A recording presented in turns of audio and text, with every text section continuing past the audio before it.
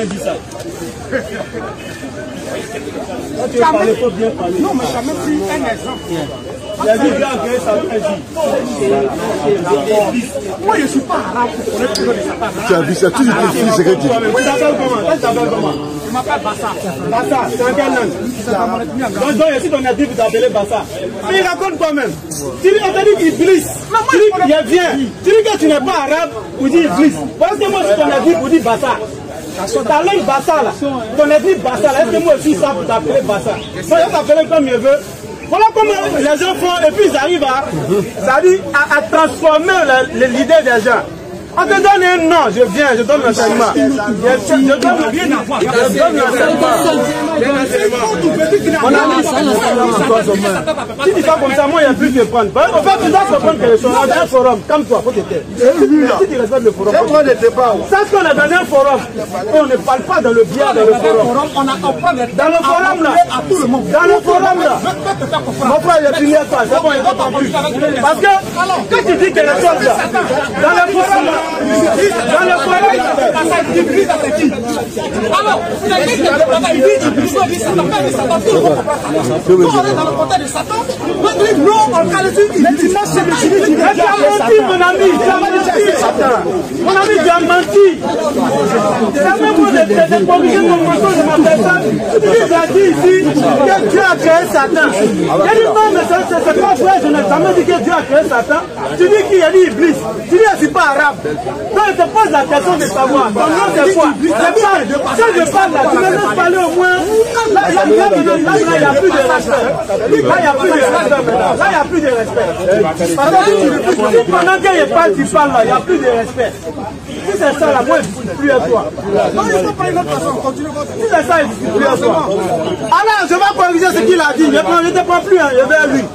Il dit, voilà comment les gars arrivent à abrutir les personnes les plus faibles d'esprit. Il lui donne le nom Iblis. Il y a sa réplique. Je ne suis pas arabe pour dire Iblis. Ah oui. Pourtant tu t'appelles Bassa. Dans ma langue, Bassa veut dire Magouya. Donc je t'appelais Magouya. Mais attends, réfléchissez un peu. C'est ton nom. Bassa c'est ton nom. Même le Chinois, il arrive au jardin là. Il va t'appeler Bassa.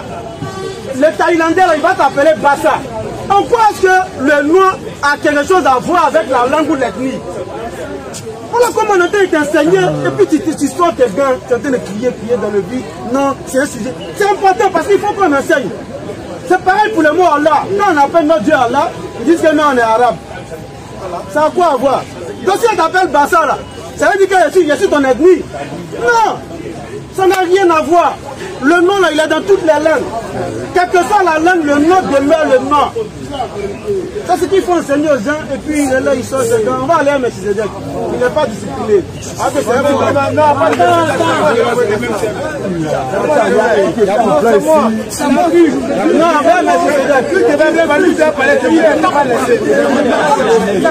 Melchizedek. On va avec Melchizedek. S'il finit que tes câbles, on va revenir sur toi. Oui, moi c'est que je dis, c'est très simple, tout le monde a compris. On va rester. Voilà, lui il a fait de me passer. Moi je dis tout ça. Ah, mais c'est faux, il a fait de mentir. Je vois comment laisse-moi parler là. Le people est là. J'ai mal à c'est quelqu'un, non. Écoute-moi, il en parle de écoute-moi. Tu dois te taire, c'est mon forum. Voilà. Non, tu vois, non. Tu vois, non. On te taire, mon ami. Tout est un débat. Ça va, débat. C'est pas un débat. C'est pas un débat. C'est ce qu'il doit comprendre. J'aime pas employer le terme mensonge. Dans son cas, il a dit c'est un mensonge. Je n'ai pas parce que quand il te dit que je n'ai pas dit ça, et puis tu insistes. Les deux disent non, il n'a pas dit ça. Même les jeunes chrétiens, lui, il s'est levé pour te dire non, il n'a pas dit ça. Mais tu insistes. Ça devient mener un mensonge. Quand il dit il n'a pas dit, et puis tu dis là. Moi, il me dit c'est faux. C'est pas une vérité. Mais quand tu insistes là, c'est pas employer le terme, tu es en train de mentir.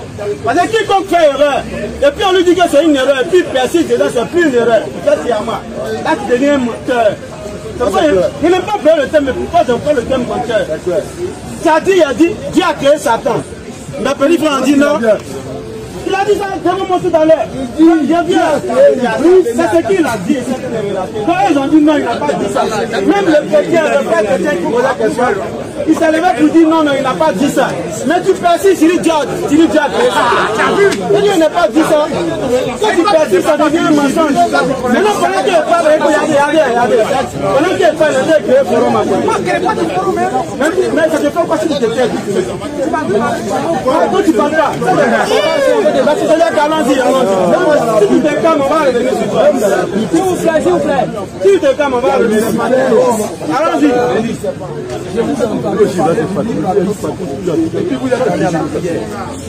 En fait, je voudrais vous demander de quel livre... Oui, tu avais planté le décor. Tu as dit que pourquoi, on va revenir dessus. Tu as dit que pour toi, le libre arbitre n'est pas un libre arbitre, mais ça dépend de Dieu. Et tu as dit dans ce cas, il ne faut plus appeler ça libre arbitre. Il faut appeler ça une contrainte. Tu dis libre arbitre, ce n'est pas libre arbitre, ça dépend. D'accord. Non, c'est plus libre arbitre, c'est une contrainte. Vous pensez qu'il y a un libre arbitre sous le ciel? Bien sûr. Le Coran, la Sourate Shams. Prenez-moi la Sourate Shams. En parlant arabe, c'est que le gars n'aime pas. Fuduraha wa taqwaha wa de aflaha man wa de aflaha man. Lui c'est pas toi, c'est lui qui nous appelle les arabes. Moi pas faire à toi. Il n'est pas venu ici à cause de toi. Il y a toi, il m'en fait, tu m'envoies plus. Sourate 91. Allons-y. À partir du verset 7. Et par l'âme, et celui qui l'a harmonieusement façonné. Et lui a alors inspiré son immoralité, tout comme de même que sa piété. Sa piété a réussi. C'est lui qui la purifie. Celui qui purifie son âme, il a réussi.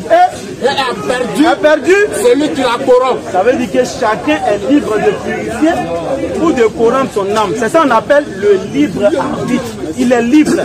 Maintenant, tu as dit que c'est Dieu encore là. C'est ça qui le contraint. C'est plus libre arbitre.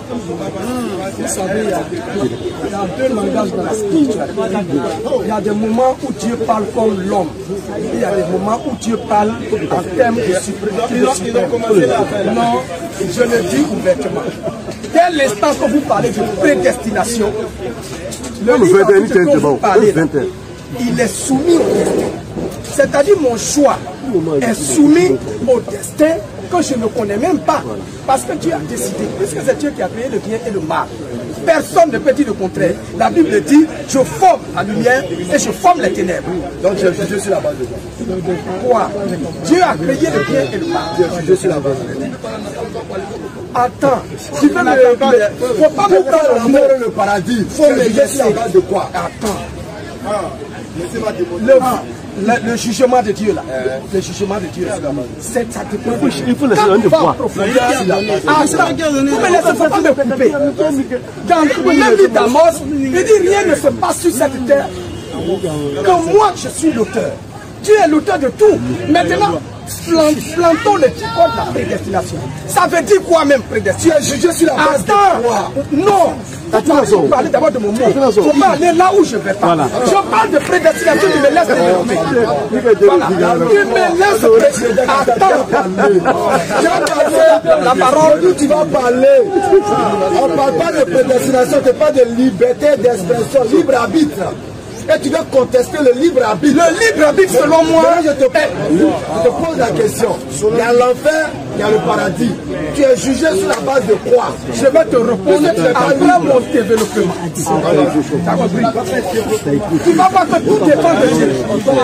Quand je plante le décor de la prédestination, personne ici ne peut dire le contraire. C'est-à-dire que le prédestinateur est là, il trace deux chemins. Les deux chemins là, il a les aboutissants. Et lorsqu'il crée les pots qu'il faut alimenter, qui sont des acteurs sur le monde, Dieu sait que les deux routes, celui-là, c'est celui qui doit venir à lui, Dieu le sait d'avance. Il le dit. Paul le dit chez nous, pas chez vous. Il dit nous qui avons été prédestinés avant la fondation du monde. Maintenant, ça veut dire quoi? Ça dit déjà, quand Paul se met dans la position du salut, il sait que ce salut-là, c'est depuis... Comment dirais-je? Dieu lui-même qui a décidé. Donc, laisse-moi finir. Donc, quand les deux choses sont tracées, Dieu vous met maintenant en action sur la terre. Et regardez le choix dont vous parlez. Si le choix dépendait de l'homme, Dieu pouvait dire, bon, je mets la mort et la vie devant toi, choisis. Mais en même temps, il dit, je mets la mort et la vie devant toi, choisi la vie. C'est-à-dire maintenant il montre le chemin à ses enfants. Mais il y a des versets terribles. Et Judas, il va faire comment? Est-ce qu'il peut aller au paradis? Son sang même est signé déjà. Donc, le livre avec dont vous parlez là, c'est soumis au destin. Les œuvres dont on fait qui sont bien là, Dieu te met ça déjà dans ton patrimoine. Pourquoi tu le fasses? Donc, tu finis pas. Votre affaire finit maintenant. Et libre arbitre dépendant de l'homme. On est jugé maintenant sur la base. Tu as fini de l'homme, il t'a posé maintenant sa question. Il y aura un jugement sur la base. On est jugé sur la base de suprême. Pas de la prédestination de Dieu lui-même. On est jugé sur la base de quoi? Oh, mais j'ai répondu devant la prédestination de l'homme lui-même. Dieu là. Quelque chose dont je ne suis pas auteur. Ça dépend de. Aïe. Je ne suis pas auteur comme le juge. Il est injuste. C'est ça Dieu. Est-ce que tu connais Dieu? Est-ce que vous écoutez? Est-ce que tu connais? On a fait la réflexion des uns des autres. Ça dit. Écoutez le frère chrétien, c'est qui il dit. Je ne suis pas coupable de rien. Dieu lui-même il a tracé pour toi là. Tu vas tuer, tu vas voler, tu vas il est bien ici. Pourquoi tu as tué? Pourquoi tu as violé? Fini et puis pourquoi tu me donnes? Vous ne pas mélanger s'il vous plaît. J'ai dit, qu'est-ce que la prédestination? Et puis vous parlez de prédestination, ça dit tracer d'avance. Quand tu dois être sauvé là, c'est tracer d'avance, vrai ou faux? Dis-moi d'abord la définition de la prédestination toi-même. Je repose encore ma question là. Parce que ma question là anéantit toute ta démarche. C'est clair. Tu as jugé. Est-ce qu'il y a l'enfer? Oui. Est-ce qu'il y a le paradis? Oui. Est-ce qu'il y aura un jugement? Oui. Mais on juge l'homme sur la base de quoi? C'est ça la question. Je te réponds pour dire le vrai jugement suprême là, ça part depuis la prédestination de Dieu. Depuis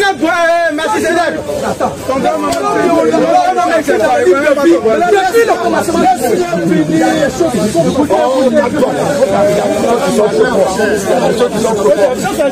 je répète encore. Selon tes propos, hein, Dieu a prédestiné qui est Norbert, à fumer trop, à tuer, à voler, à violer, à faire tocler. Et puis Norbert meurt. Dieu dit Norbert viens ici. Il va le juger. Donc il va l'interroger. Et il va le culpabiliser. Norbert viens ici. Pourquoi tu as fumé drogue? Pourquoi est-ce que tu as fait ça? Norbert va en enfer. Tu trouves ça juste, toi? Est-ce que Norbert est coupable? Est-ce que Norbert est coupable? Oui ou non? Est-ce que Norbert est coupable? Vous me laissez répondre. C'est pas ma question. Est-ce que tu connais la prédestination? Oui ou non? Toi-même tu ne connais pas. Est-ce que Norbert est coupable? Si Norbert, tu dis Norbert n'est pas coupable, je te demande. Moi je te demande. Est-ce que Norbert est coupable? Tu ne peux pas jouer là. Est-ce que Norbert est coupable? Je te dis dans le suprême, le jugement de Dieu, dépend de la prédestination. Est-ce que Norbert est coupable? Mais j'ai répondu, c'est parce que Dieu a décidé de sauver quelqu'un, il le rend juste. Qu'est-ce que tu dis? Toi tu racontes quoi? Bibliquement, mais ça va nous juger. Nous avons été prédestinés à il est prédestiné sur la terre. Je répète, je dis, la prédestination est la chose à laquelle l'homme est destiné avant même qu'il existe. Tu le sais, même le Coran, selon tes propos, ça arrive. Alors, Norbert, dans la prédestination, là, Dieu a dit Norbert, toi qui serais les 12. Et puis, non, j'ai pas compris. Norbert, toi qui as mené tous les 12. Il n'y a pas un pacte où Norbert ne va pas rentrer. Toi, Norbert, tu n'as jamais te marié. Parce que tu seras le plus grand avorteur, toi, Norbert, là. Toi, tu donnes grossesse, tu fais. Tu es gâté à Norbert. Tu as fini de tracer, Norbert vient. Norbert a accompli ce que Dieu a tracé. Et puis après, on nous dit il y a enfer, il y a paradis, il y a jugement. Et Dieu appelle Norbert après sa mort, le jugement. Il va juger Norbert. Norbert, pourquoi as-tu Est-ce que selon tes propos, est-ce que Norbert est coupable pour être jugé? Oui, et c'est ce que je vais te dire maintenant. Moi, ma réponse que je te dis là. Je ne vais pas ta réponse. Ma réponse est claire. Ma réponse va dans le contexte de celui qui sauve et celui qui fait perdre. Dieu dit c'est moi qui blesse, c'est moi qui tue, c'est moi qui fais perdre.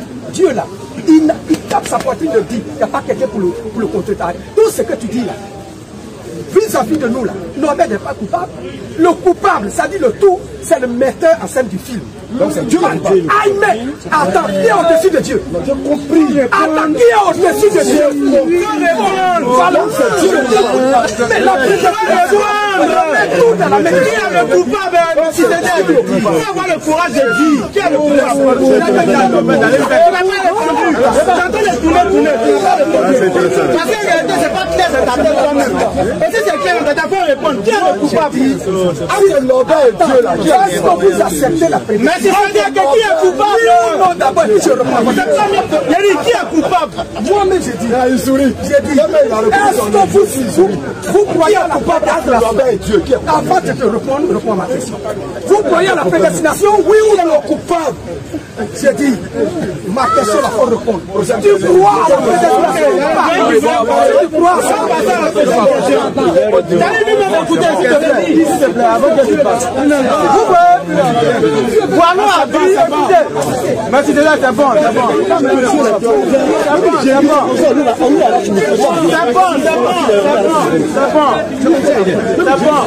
Ça a besoin de répondre ici, là. Ils sont en train de mener le forum.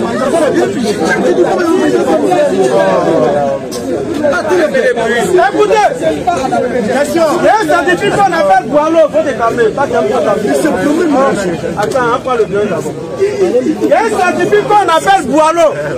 Il a dit, je cite, tout ce qui se conçoit bien, c'est clairement que les mains pour le dire arrivent. Et mon âme le dit ici. Si Dieu me dit que c'est Dieu qui a tout tracé dans la vie de Norbert, attends, maintenant qui est le coupable? Dieu ou bien Norbert? Tu ne peux pas répondre. C'est sûr.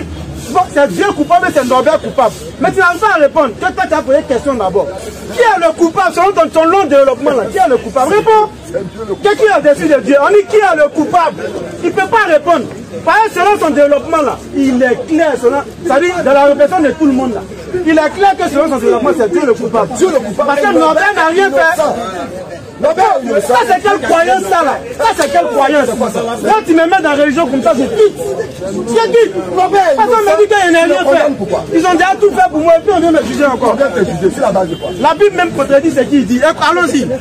La Bible même contredit ce qu'il dit. La lettre que le forum derrière. 1 Corinthiens 3, le verset 11. Écoutez la Bible. Va directement sur le verset. Car le jour la fera connaître. Le jour la fera connaître. Parce qu'elle se révélera dans le feu. Elle se révélera dans le feu. Et le feu éprouvera. Et le feu va éprouver ce qu'est l'œuvre de chacun. Ce qu'est l'œuvre de chacun. Chacun est comptable de ses œuvres. Et chacun verra son œuvre éprouvée. Là, tu dis non, non. C'est Dieu qui a dit tout. C'est qu'il est en train de dire là. C'est-à-dire, moi, je me lève un matin, et Dieu était tout le pied de Tolo. Waouh, c'est Dieu qui a écrit. C'est Dieu qui a écrit. Tu crois là? Non, tu me demandes. Tu crois la prédestination? Tu crois la prédestination? Attends, il y a le film Béni. Il vient, non? Tu crois la prédestination?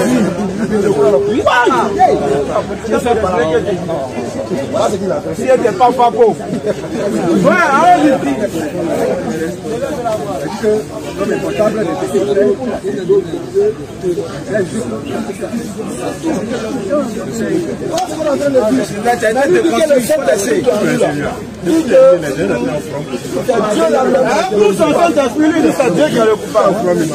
le doigt même dit que chacun sera content de son œuvre. Prochaine question. Alors, viens t'amuser. Je vais me poser une question. Tu ne réponds pas toujours. Il faut être à la recette de la voix. Allez-y.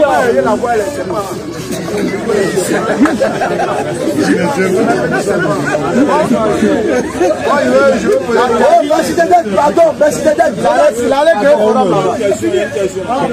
il finit d'abord, il finit. Allons-y. Non, on n'a plus besoin. Allons-y. Je veux comprendre quelque chose. Je veux comprendre quelque chose parce que ça fait un bon bout de temps que je vois les hommes religieux, surtout la religion islamique. Je vois des gens, souvent ils sont affiliés souvent dans des mouvements islamiques. Je veux comprendre. Je vois d'autres qui sont habillés un peu dans les mouvements islamiques, arabes, comme des voyez, ça va se qu'est-ce que la situation dans l'islam. Mon frère, c'est quel garçon qui a vu porter robe ici? Écoutez, il faut que je vois un peu.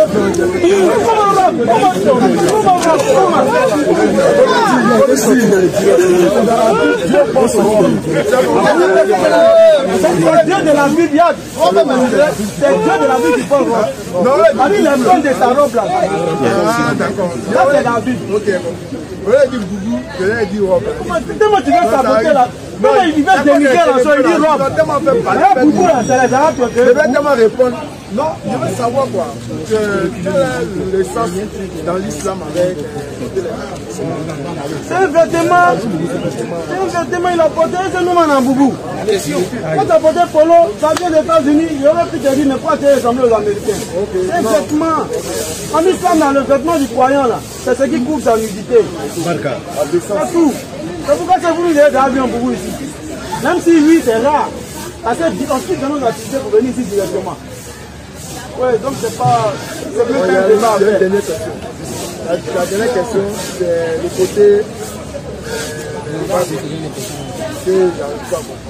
Toi-même, tu as bab. Pourquoi tu as bab? Ah, vous voyez, il reconnaît que lui, sa barbe est naturelle. C'est ce qu'il veut dire. Il dit que c'est né en lui, c'est naturel. Mais pourquoi la barbe du musulman pose problème? Ah oui. Mais le basketteur américain, il laisse ça. Maintenant, c'est devenu style. Les jeunes voient là. Maintenant, barbe est devenu style. Même ceux qui ne sont pas musulmans gardent pas. Ça rend joli. Et puis ça, c'est un peu partout, même dans les administrations. Un gars qui fait style, coupé, décalé, peut garder sa barbe, il n'y a pas de problème. Mais quand un jeune musulman il a sa barbe, on dit ah, Dieu, ça, mais un terroriste. C'est-à-dire, ils ont mis des trucs dans la tête des gens, au fur et à mesure, c'est resté, c'est ancré. Depuis qu'une barbe peut poser problème dans une administration, c'est ça ce qu'on demande aux jeunes de se raser. C'est-à-dire, son menton, ça a lisse comme fesse de bébé. Ça a quoi à voir? Ça n'a rien à voir ce qu'il y a dans la tête. Bon, ça fait un peu rire, mais bon, ensuite le mouvement, comme on nous impose des choses. Bonsoir. Moi, je voulais savoir un peu sur la pratique des chiites et les sunnites. Est-ce que, d'abord, ma première question, c'est sur les chiites et les sunnites musulmans. Quelqu'un qui pratique peut-être des sunnites, des chiites, est-ce qu'il doit aller au paradis ou bien il doit aller forcément en enfer? Vous voulez savoir si l'ésotérique, quoi, les musulmans. Ça, c'est quoi? Chiite, sunnite, là, c'est quoi? C'est des religions? Non, pas la religion, on dit c'est une branche. C'est pas des religions. C'est une branche de l'islam aussi. Ils font quoi? On dit les ésotériques. Les chiites. Ésotériques. Oui. C'est quoi encore? Les chiites et les sunnites. Vous pouvez appeler pas les chiites et les sunnites. C'est quoi? C'est qui ceux-là? C'est la religion. On dit la religion islamique. D'accord, écoutez, il va nous expliquer. On parle de la religion islamique. Oui, la religion islamique. C'est la religion islamique. Il est volé par des chiites et sunnites. Ça fait deux. D'accord. Chiite fait quoi? Sunnite fait quoi? Maintenant, chiite et sunnites là, on nous dit que c'est l'ésotérique de la religion islamique. Maintenant, ils font quoi? Ils utilisent quoi comme livre? Ils prient aussi de la même manière. De la même manière, ils utilisent quel livre? Moi, non, je ne sais pas, c'est quand tu as dit. Non, je ne connais pas. C'est pourquoi je veux savoir. J'utilise quel livre? Je ne connais pas les livres. Pourquoi il faut te renseigner? Moi, je veux savoir. Renseigne-toi et puis tu viens. Non, nous, c'est que nous, on te dit. Renseigne-toi bien et puis tu reviens. On a des musulmans. Un Coran, une Bible, un endroit de pèlerinage qui est la Mecque, un mois de Ramadan, une période où on donne la zakat, une période où on fait le pèlerinage, une période où on jeûne. 5 prières quotidiennes pour toute la communauté, ça c'est ce que nous on sait. Maintenant quand tu viens mener des éléments, il faut être capable de pouvoir donner les détails là-dessus pour que si on doit t'éclaircir, on utilise ces détails-là pour t'éclaircir. Comme tu n'as pas les détails, viens à la prochaine fois. Le quoi? Le kabbaliste. Le kabbaliste. Bon, il y avait les deux. Kabbalisme, qui vient de Kabbale. La Kabbale. Ça, il faut demander aux gens de l'autre côté. Les gens de la Kabbale, tu ne les connais pas? Bon, souvent quand on dit, il y a le mot qu'on dit là, on censure nos vidéos. Voilà, comme on est en direct sur le Facebook, il y a le mot qu'on dit, on censure nos vidéos. Et il faut être renseigné sur la Kabbale, ça n'a rien à voir avec l'islam. C'est les tenants du monde, ceux qui tiennent le monde là. C'est eux qui pratiquent ça. Mais je n'en dis pas plus, va te renseigner. Vous n'êtes pas qu'on censure nos vidéos. À qui? Ok, allons-y.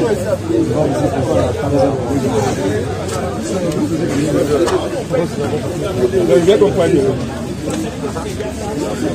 Je vais lire la sourate 17 verset 1. Sourate 17 verset 1er. Sourate 17 verset 1er. Sourate 17, le verset 1er. Gloire et pureté à celui qui de nuit fit voyager son serviteur Mohammed de la mosquée Al-Haram à la mosquée Al-Aqsa, dont nous avons béni l'alentour afin de lui faire voir certaines de nos merveilles. C'est lui vraiment qui est l'audient et le clairvoyant. Donc, en fait, ma question va se référer à l'histoire. Je sais que vous croyez beaucoup à l'histoire musulmane, des musulmans, ce que les musulmans racontent. C'est l'histoire. Donc, je devrais vraiment me référer à l'histoire parce qu'aujourd'hui, dans les interprétations, chacun peut interpréter à sa manière. On peut venir, on prend un même verset, chacun interprète à son niveau. Mais quand on se fige à l'histoire, l'histoire est têtue. L'histoire, en mathématiques, on a appelé ça une valeur absolue. C'est-à-dire, si Alassane a été président de la Côte d'Ivoire en 2010, même on a dépassé toutes les générations, on ne peut pas changer ça. Vous comprenez? Si la Côte d'Ivoire a connu la guerre, j'explique pour poser ma question. Maintenant, il se trouve que le verset que vous avez lu tout à l'heure, il y a eu un voyage de nuit du prophète. La mosquée, de quelle mosquée? La mosquée Al-Haram. De la mosquée Al-Haram à la mosquée Al-Aqsa. La Mecque à Jérusalem. Ok. Maintenant, la question que je voulais savoir, parce que le prophète, c'est Muhammad, non, c'est ça? Muhammad. Il est né, je crois, dans les années 500. Dans les années... Il ne s'agit pas de la mosquée elle-même, mais de l'esplanade. J'arrive. Non, mais... Je pose ma question. C'est ça la finalité de la question. Est-ce que la mosquée existe? Non, mais on parle au doué d'intelligence. Laisse-moi finir. Je finis d'abord de finir. Parce que ici, on a dit quoi? À chaque fois que vous parlez, il n'y a pas de souci. Là où la mosquée devait être construite, là. Tu me laisses finir ma question au moins. Après, tu auras le temps de choses. J'anticipe la réponse. Il n'y a pas de souci. Mais comme vous avez bien l'habitude de le dire, on parle au doué d'intelligence. Vous comprenez? Il faut que ce soit des choses qui soient... Avec l'intelligence, on puisse expliquer. Parce que le verset est là, il est clair. Bon, il a voulu prendre les devants pour définir les choses. Mais ils disent quoi? Que le prophète a voyagé de l'autre mosquée à l'autre mosquée. Alors que la mosquée d'Alaska, le prophète lui-même, il est mort en 632. Si on se réfère à l'histoire, alors que la construction de la mosquée elle-même, la mosquée d'Alaska, comme il est précisé, on n'a pas dit l'esplanade, la mosquée d'Alaska, comme elle est précisée, sa construction a commencé en 638 pour finir en 705. Quand on prend le calendrier musulman, quand on transpose dans le calendrier grégorien, c'est cette date-là que ça donne. Maintenant, pour vous les doués d'intelligence, je voudrais que vous m'expliquiez comment quelqu'un qui est déjà... Parce que la religion musulmane raconte compte que ce voyage-là même s'est fait un peu avant, en 630 à peu près, en 620 du moins, 12 ans avant. Ça, c'est l'histoire qui raconte ça. Maintenant, en 620, maintenant je veux savoir comment une mosquée qui s'est construite en 637, le prophète qui a voyagé en 620 peut passer par cette mosquée-là. Ah oui, il n'était pas là, mais déjà la question me plaît. La chose là, il ne s'agit pas, on ne te dit pas que la mosquée existait. C'est comme quand on te dit un endroit pour quelque chose. On peut appeler la chose par ce nom avant l'existence de la chose. C'est tout. Très simple. Non, il y a compris. Parle de quoi? La mosquée de Jérusalem. Déjà, la mosquée, on l'a fait voyager de la Mecque à la mosquée Al-Aqsa. La mosquée a été construite après. Comment ça, la mosquée a été construite après? Le temple de Jérusalem que Salomon a construit. C'est le temple de Jérusalem. Le temple de Jérusalem. Mon pas du verset. Calme-toi. Écoute l'enseignement. Écoute l'enseignement, s'il te plaît. C'est la mosquée Aqsa qui est le temple que Salomon a construit. C'est ça. C'est le temple de Jérusalem qui est appelé la mosquée Aqsa. Maintenant, la Bible appelle ça comme toi. Lui m'a répondu qu'il est convaincu. Mais où tu as trouvé quoi? Si c'est le temple de Salomon, c'est pas le temple de Salomon, c'est détruit 2 fois. J'ai dit. C'est pour ça qu'on s'est référé à l'histoire. J'ai dit. Tout à l'heure. J'ai oublié ton nom, rappelle-le-moi. Tout à l'heure, j'ai parlé d'Iros. Parce que, vous savez, même la Bible, là, elle est passée par là. Non, on parle de l'histoire. Parce que si les interprétations. Écoute les interprétations là. Je te dis que. Et je te réitère cela. Le temple de Salomon. C'est pas une discussion. Hein. Non, c'est un échange, c'est la même chose. Le temple de Jérusalem que Salomon a construit là, ça s'est passé après le premier Mohammed Salam. Je te pose la question. Alors, donc là, le temple de Salomon qu'il a construit là, c'est ça qui est la mosquée de Jérusalem. Mais je viens.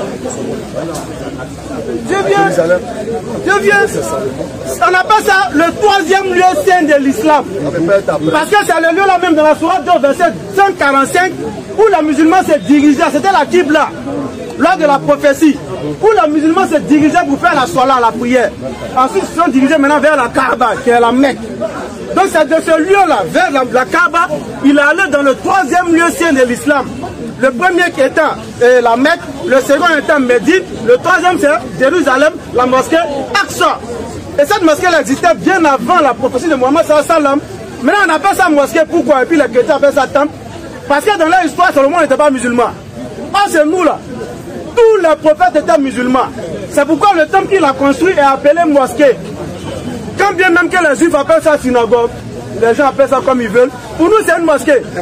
Mais les musulmans n'ont pas toujours possédé cet endroit-là. Ça, on peut le concéder. Arrivé un moment, ceux qui pratiquaient le judaïsme en ont fait une synagogue, on peut le concéder. Jusqu'à ce que ça reprenne sa fonction première, qui était un endroit qui est dédié exclusivement à Allah, c'est-à-dire une mosquée. Si ça n'existait pas historiquement, c'est vraiment être méchant avec si c'est la mosquée de Salomon. C'est la mosquée. Si c'est pas la mosquée de Salomon, alors il s'agit de l'esplanade. Il n'y a pas de souci.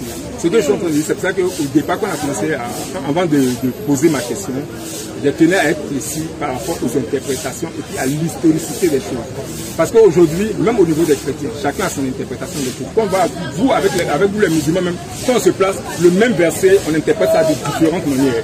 Mais il y a une chose qui est importante qu'il faut savoir.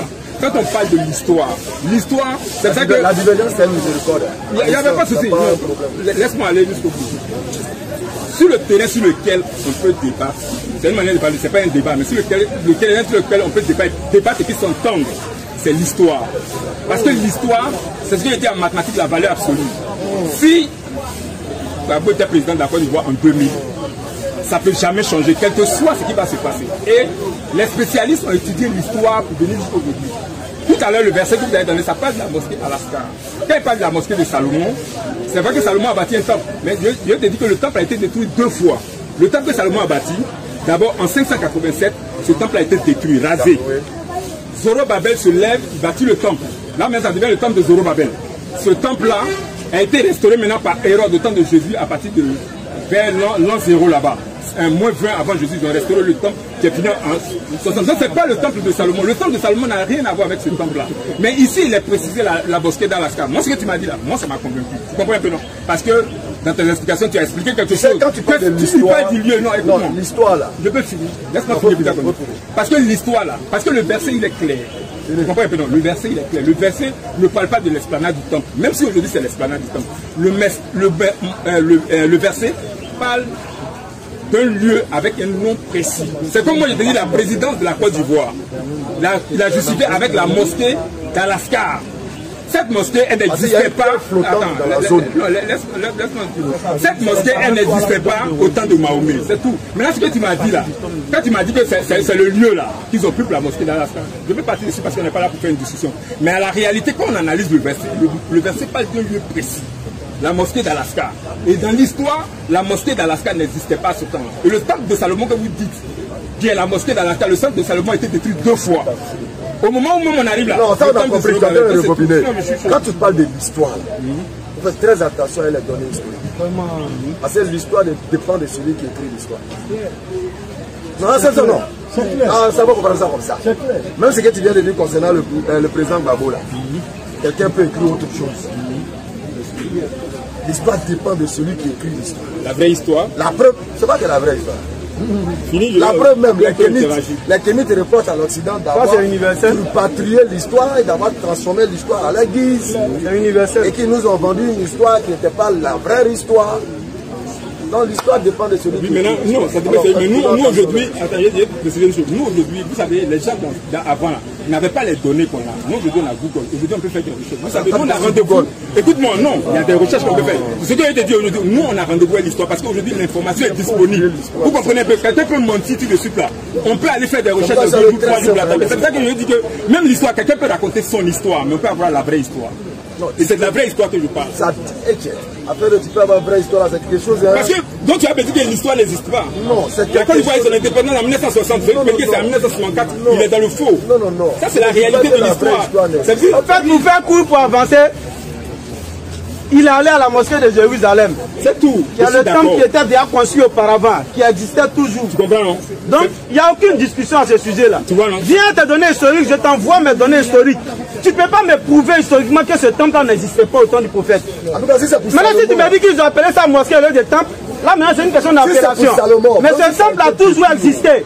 Ils ont détruit, même la Kaaba à un moment là, il y a eu une inondation à la Kaaba, les murs ont été relevés, mais l'endroit a toujours été la Kaaba. C'est pareil pour la mosquée, même si ça a été détruit 100 fois, c'est l'endroit où la mosquée, où le temple a été dédié à Dieu, par Salomon qui est le 3e lieu de l'islam, le 3e lieu sien. Vous pouvez aller chercher sur n'importe quel, comme vous avez Google, allez chercher sur Google. Je dis par exemple ce que vous l'avez dit, je dis par exemple dans le verset là, on pouvait préciser que c'était non, mais on commence à dire qu'on doit d'intelligence, mais à ceux qui raisonnent. C'est vrai que ça flotte un peu dans ma tête, même s'il s'agit, ça flotte pas, même s'il s'agit du temple de Salomon, parce qu'un débat n'est pas là pour avoir raison, que vous dites que ça a été détruit là. Si c'est là, et qu'il dit que c'est l'esplanade de la mosquée de Salomon, c'est-à-dire, si le temple avait été détruit, c'est toujours le temple, la mosquée d'Alaska, même si le temple n'est pas là, ça devient l'esplanade où cette mosquée-là était, où elle va être rebâtie, où elle sera reconstruite. C'est toujours la même chose. Voilà. Si réellement, je parle avec retenue, pourquoi? Parce qu'il n'a pas les données, mais je me fie à ce que moi a dit. Il n'y a pas de souci. Il n'y a aucun doute. Je me fie à ça. Il n'y a pas de mosquée à Jérusalem. Si ça avait été détruit, si ça avait été détruit que Mohamed a fait son voyage, c'est toujours à la mosquée d'Al-Aqsa. Même si c'est sur l'esplanade. J'ai renseigné en disant qu'il n'y a pas de mosquée sainte. Je viens à Jérusalem. Actuellement, on n'est pas. La seule, c'est le temple construit par Salomon. Ce lieu-là, il est passé entre les mains de ceux qui pratiquaient le judaïsme à un moment donné. Et ils ont appelé ça le temple. Ils ont fait de ça une synagogue. Ça existait. C'est là maintenant où Oumar ibn Khattab est venu récupérer cet endroit-là. Il les a laissé faire ce qu'ils avaient à faire. Mais peu après, ça a repris sa fonction de mosquée, sa fonction principale. Et il n'y a pas eu 2 lieux saints à Jérusalem. Si on parle de mosquée de Jérusalem, c'est le temple de Salomon. J'attends celui qui va venir me confondre avec ça. Que ce soit historiquement ou religieusement. Maintenant, je réagis. Ok. Je vais dire la même chose. Il y a d'autres questions après? Non, ok. Les Kémites sont là, j'espère qu'ils vont réagir tout à l'heure. Maintenant, je vais poser une autre question aussi. On est là pour échanger. Je vais poser une question. Sur la base d'un verset. Bon, c'est compris. Hein. La mosquée d'Alaska n'existait pas, mais il n'y a pas de souci.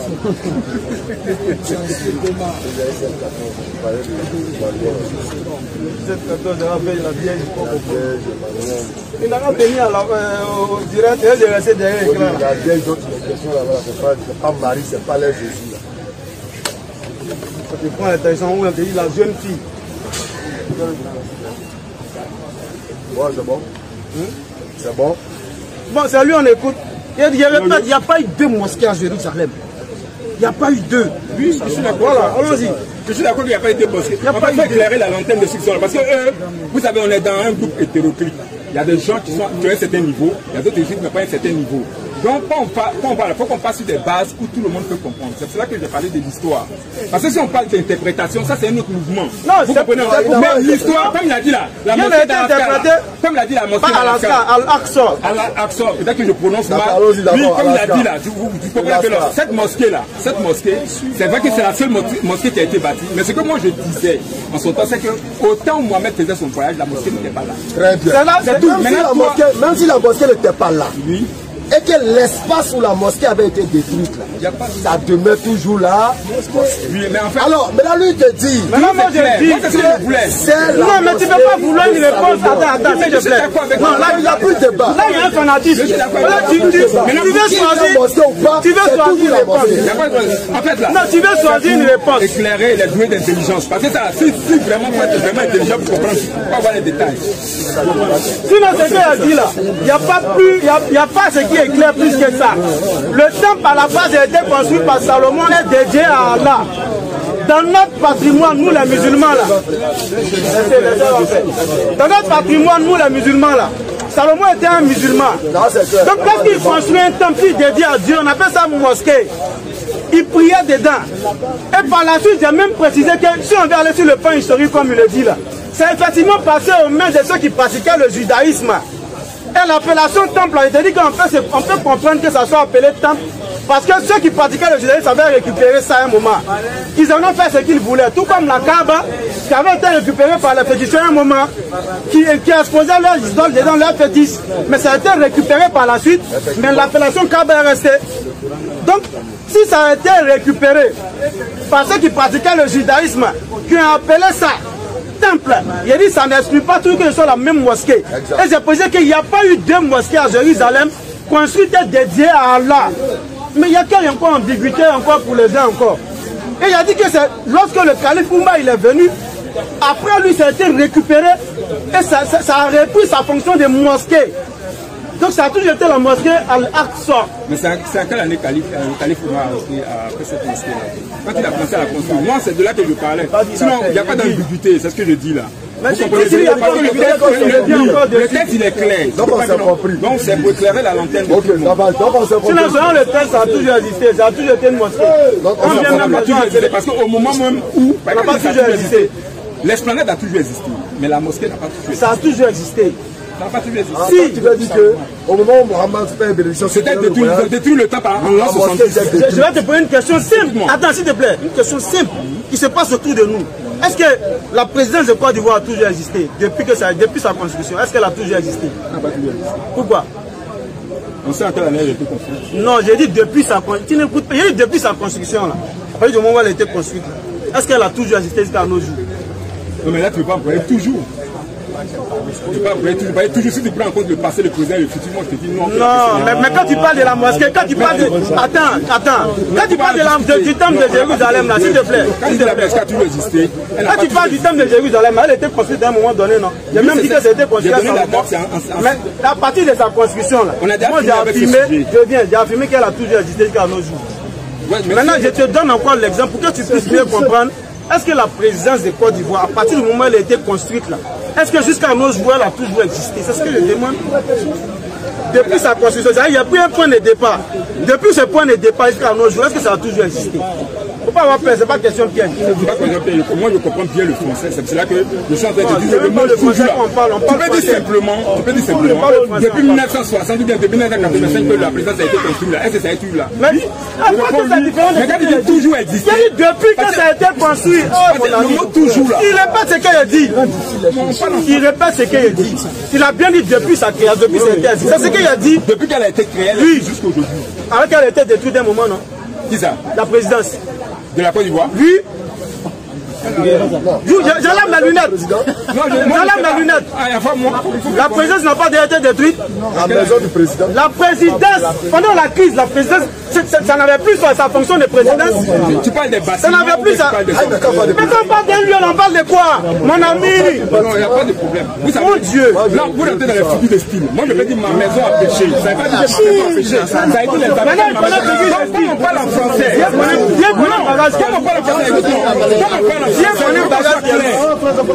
il rentre maintenant dans figure de style. Il rentre maintenant dans figure de style. C'est des figures de style. C'est ça, je dis que ne rentrons pas dans les interprétations. Non, c'est pas politique. Parce que le problème de l'interprétation aujourd'hui, tu sais, la base, c'est ce que je disais à Ben autrefois, la base même de l'interprétation, tu dois d'abord connaître les courants et les procédés littéraires. Tu tu vois, tu viens procéder littéraire. Que moi, si je n'étais pas saisi, mais quand tu expliques, je comprends. Alors que logiquement, tu devrais servir. Elle peut représenter. Si tu connais le procédé littéraire, comme tu dis là. Elle peut représenter le fonctionnement de la présidence. Si tu connais le procédé littéraire là. Lui parle plus du bâtiment. On parle de quoi? Moi, je parle du bâtiment, mais lui parle plus du bâtiment. Mais lui dit le bâtiment était détruit. L'exemple est relié à ce que tu as dit. Mais est-ce que le bâtiment. Il ne peut s'agir que de la maison, pas des. Oui, mais le bâtiment, est-ce que ça a été détruit? Parce que moi, j'ai dit non. Ça n'a pas été détruit. Tu vois, non, mais lui, le bâtiment a bel et bien été détruit. Si je viens, quand quelque chose nécessite une réhabilitation là, ou bien une reconstruction, ça peut être été détruit. Est-ce que c'est la même chose là?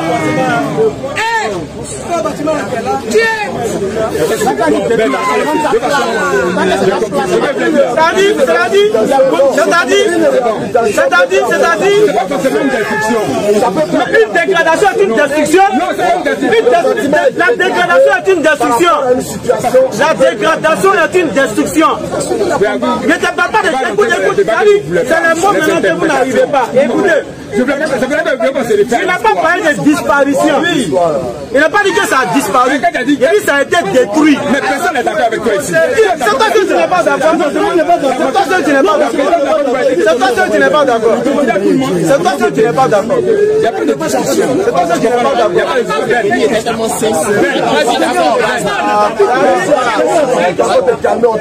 Attends là. La dégradation est une destruction aussi. Mais la destruction maintenant a des degrés.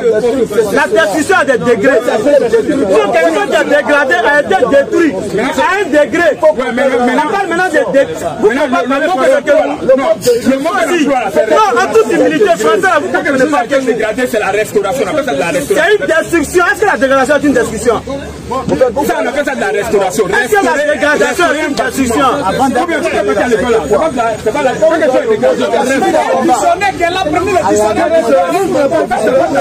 Si elle avait dit ça a disparu, ne pas une disparition, on avait dit. Est-ce que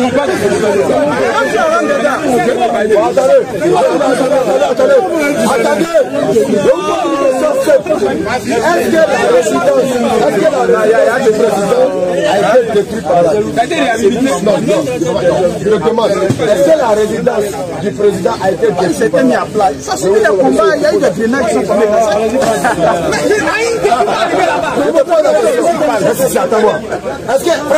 Est-ce que la résidence du président a été détruite par la résidence du président?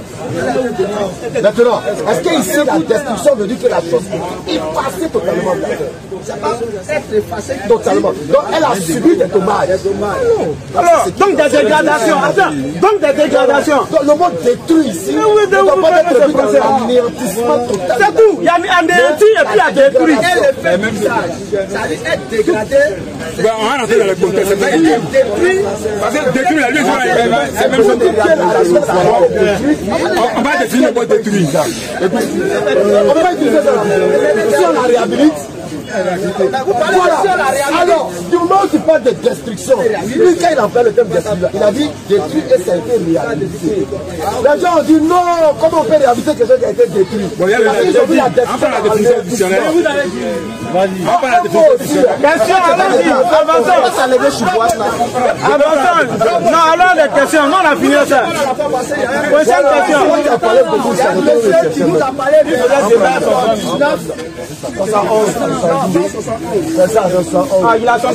il a son cahier, ça a l'air son cahier. Foura 1915 et puis Foura 1933. En fait, vous rejetez l'humanisme de Jésus-Christ. Vous rejetez Jésus est humain. Ok. Voilà. Vous rejetez que Dieu devienne homme. Donc, on disait Foura 19, verset 15. Je vais comprendre. Foura 19, verset 15. Que la paix soit sur lui. Le jour il naquit. Le jour il naquit. Le jour il mourra. C'est Jean-Baptiste. C'est pas Jésus. C'est le jour. Attends, le jour c'est Jean-Baptiste. Ok. Donc, si c'est Jean-Baptiste, je m'arrête là. Le jour oui, oui. Dans le verset de la Sourate 19, la même chose qui a été dite à Jean-Baptiste, c'est la même chose qui a été dite à mais à une différence près, attends, à une différence près, calme-toi, je t'explique. Tu sais pourquoi je suis que c'est Jean-Baptiste? Calme-toi. Tu sais pourquoi je suis que c'est Jean-Baptiste? Parce que là, c'est Allah qui parle. que la paix soit sur lui le jour où il naquit. Mais pour Jésus, là, c'est lui-même qui parle. Que la paix soit sur moi. Si vous dites que c'est Jean-Baptiste qui parle, est-ce que Jean-Baptiste a été ressuscité? Parce que je dis c'est Dieu qui parle. C'est Dieu qui parle. Dieu. Il n'y a pas dit ça tout à l'heure. C'est Dieu qui parle de Jean-Baptiste. Voilà. Dieu dit que Jean-Baptiste est ressuscité. Non. Que la paix soit sur lui. Que la paix soit sur lui. Le jour où il naquit, il est déjà né.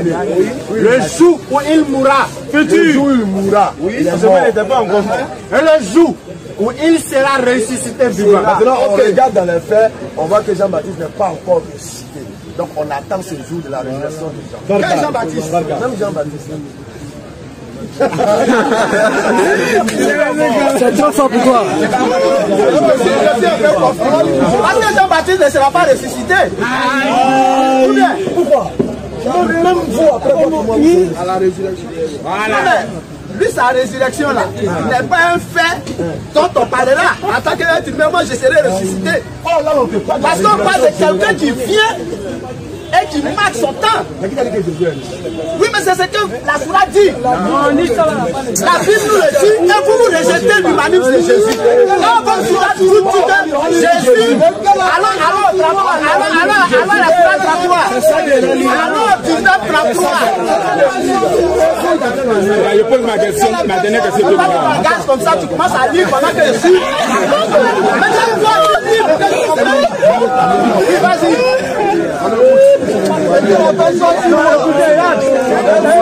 Écoutez, le gars a donné son cahier, on va le descendre petit fois. Il a pris les notes. Écoutez, comprenez qu'ils sont. Donc Jésus dit que la paix soit sur lui. Le jour où il est né. Le jour où je mourrai. Le jour où je mourrai. Et le jour où je serai ressuscité vivant. Maintenant, quand on rentre dans la doctrine islamique, le jour où je mourrai là, Jésus n'est pas encore mort la source islamique. Donc quand il va venir, il va mourir là. Et le jour où il ressuscitera comme ça. Maintenant toi comme tous ceux. De quelle résurrection s'agit-il? Allons-y. Le Prophète 11, le verset 7. Allons-y. Et c'est lui qui a créé les cieux et la terre en 6 jours. Alors que son trône était sur l'eau. Attends. Mais vas-y, frère. Mais attends. Tu vas venir comprendre. On est en train de te dire maintenant pour t'expliquer ressusciter là. Tu es en train de expliquer. Allons-y. Afin de prouver le cas de vous, agira le mieux. Et c'est lui qui a créé les cieux et la terre en 6 jours. Allons-y. Alors que son trône était sur l'eau. Effectivement. Afin de prouver le cas de vous, agira le mieux. Oui. Et si tu dis, vous serez ressuscité après la mort. Qui? Vous là, c'est qui? Hein? Vous là, c'est qui? Attends, mon frère. Vous là, c'est qui? Non, la question t'est posée. Vous là, c'est qui? Vous qui serez ressuscité là. Il y a une question. C'est un homme de souris là. C'est tout le monde. C'est la résurrection. C'est-à-dire, bibliquement, on appelle ça le renouvellement de toutes choses. Quand tout le monde sera ressuscité là. C'est de ça qu'il s'agit. Et c'est de ça qu'il s'agit dans Judas 15. Jésus aussi est dans ça là. Jésus est dans ça là. Dans la Bible nous dit que lui, il est ressuscité. Ça, c'est la Bible, il ne pourrait pas ça. Mais on peut démontrer ça. Celui chez qui vous avez pris note. C'est le pasteur qui était venu ici. Donc faites tout, dites au pasteur qu'au lieu qu'il parle derrière nous, on peut organiser un petit débat. On peut lui proposer ça. Mais malheureusement, il ne va pas accepter. Non, sincèrement, si le film, il ne va pas accepter. C'est nous mettre dans des situations. Je ne le connais même pas. Donc, les versets que tu nous as donnés là, les musulmans sont venus parler en brèche avec des arguments. Non, pas des arguments. Moi, je sais que c'est Jésus qui a été ressuscité. Et vous me parlez de Jean-Baptiste. Donc, on va voir. Pour nous éclairer. Selon ta foi chrétienne, on va voir. Il y a te donner 2 versets. Et puis toi et moi, on va voir si Jésus a été ressuscité. Bon, ça, je sais qu'on va aller dans le débat. Non, on va même pas bouger. Non, parce que moi, si c'est un passage, ils vont te démontrer que Jésus a été ressuscité. En fait, là, le fait que Jésus parle de sa mort, là, nous, on le conteste ça. Jésus a dit, ils vont l'assassiner, ils vont le tuer, il va ressusciter. Il a dit. Maintenant, est-ce que c'est arrivé là? C'est là-bas, là, tout le débat se passe. Or, les 2 passages qu'ils te donnent là, d'avance te demande que ça ne peut pas arriver même. Non, ce n'est pas de la Bible. Ça ne peut même pas arriver.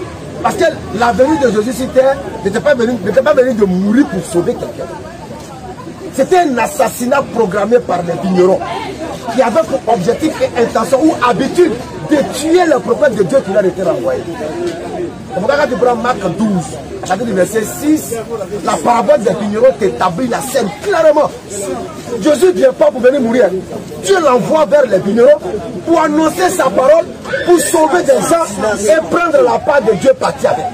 Maintenant, c'est les vignerons qui vont mûrir le décès, de le tuer pour anéantir sa mission. C'est pourquoi la suite de la parabole de Marc 12 dit, quand le maître viendra, que va-t-il faire des vignerons? Mais si la chose était salvatrice, pourquoi le maître va venir encore venger et puis tuer les vignerons? Pourquoi? Parce que l'action elle est mauvaise. Qui est vigneron? Voilà. Les vignerons, c'était les enfants d'Israël. C'est de la parabole parle. Oui. Tu comprends? Oui. Alors, dans la parabole, la mission de Jésus n'était pas de mourir pour sauver quelqu'un. Ça n'existe pas. Les vignerons sont les enfants d'Israël. Exact. Quel était leur état pour que Dieu envoie Jésus-Christ vers eux? Ok. Leur habitude, c'était de tuer les prophètes. Alors, Dieu envoie les prophètes susceptibles vers eux parce que l'homme a été créé oubliant. Si tu ne fais pas de rappel à l'homme, une fois qu'il y a une cessation de prophètes, c'est la chiennerie. Chacun fait ce qu'il veut. Donc, on envoie Jésus pour le remettre encore sur le pas. C'est pourquoi Christ avertit dès le départ dans Matthieu 7, verset 17. Je ne suis pas venu abolir les prophètes. En d'autres termes, je ne suis pas une nouveauté dans la prophétie. Parce que s'il y était une nouveauté, je serais venu abolir les prophètes. Je ne suis pas une nouveauté parmi les prophètes. Je viens non pas pour abolir ni les prophètes, ni les lois, mais pour l'accomplir. Je ne dis pas pour accomplir, l'accomplir. Accomplir quoi? La loi de Dieu. C'est pourquoi vous ne trouverez aucun passage biblique où Jésus anéantit ou interdit une loi mosaïque. Oui, mais ça c'est clair, c'est très bien. Ça c'est clair. Mais on vous fait quoi que Jésus n'interdit rien, c'est pas vrai. Il n'anéantit pas. Les chrétiens vont te donner un verset par exemple, ils vont te dire, mais pourquoi la femme adultère n'a pas été lapidée? Ils vont te dire que la loi a été anéantie. Oh, c'est faux. Le texte il est clair. Ils envoient la femme adultère à Jésus, et le texte dit quoi? Pour l'éprouver. Donc ils savent pertinemment que quand on parle de flagrant délit d'adultère, Lévitique nous dit c'est un homme et une femme. Bon, vous envoyez une femme et vous voulez que Jésus n'a qu'à vous dire de la paix. Il ne connaît pas la loi. Alors qu'est-ce qu'il fait? Il retourne contre eux leur ruse. Puisqu'on sait que celui qui envoie l'adultère est le premier témoin devant les hommes et devant Dieu, et c'est lui qui fait l'ouverture du jet de pierre. Il lance la pierre à guise d'attestation de la sincérité de ta. Alors Jésus va dire, puisqu'il a compris le jeu, vous m'envoyez une femme, il n'y a pas de garçon, moi je vous dis de lapider. Ok, celui d'entre vous qui n'a jamais péché, il jette la pierre. Qu'est-ce qu'ils ont fait? Vous verrez là de donner les raisons pour lesquelles les vignerons. Je n'ai même pas encore fini. La crucifixion du Christ. Moi, j'attends le premier. En fait, nous attendons le premier chrétien qui va accepter un débat sérieux sur la mort, la soi-disant mort. Ou le premier chrétien. Non, je peux pas.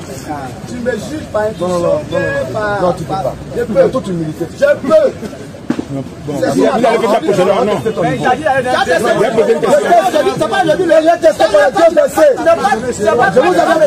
avais promis 2 versets. Tu n'as pas à me tester. On se donne rendez-vous.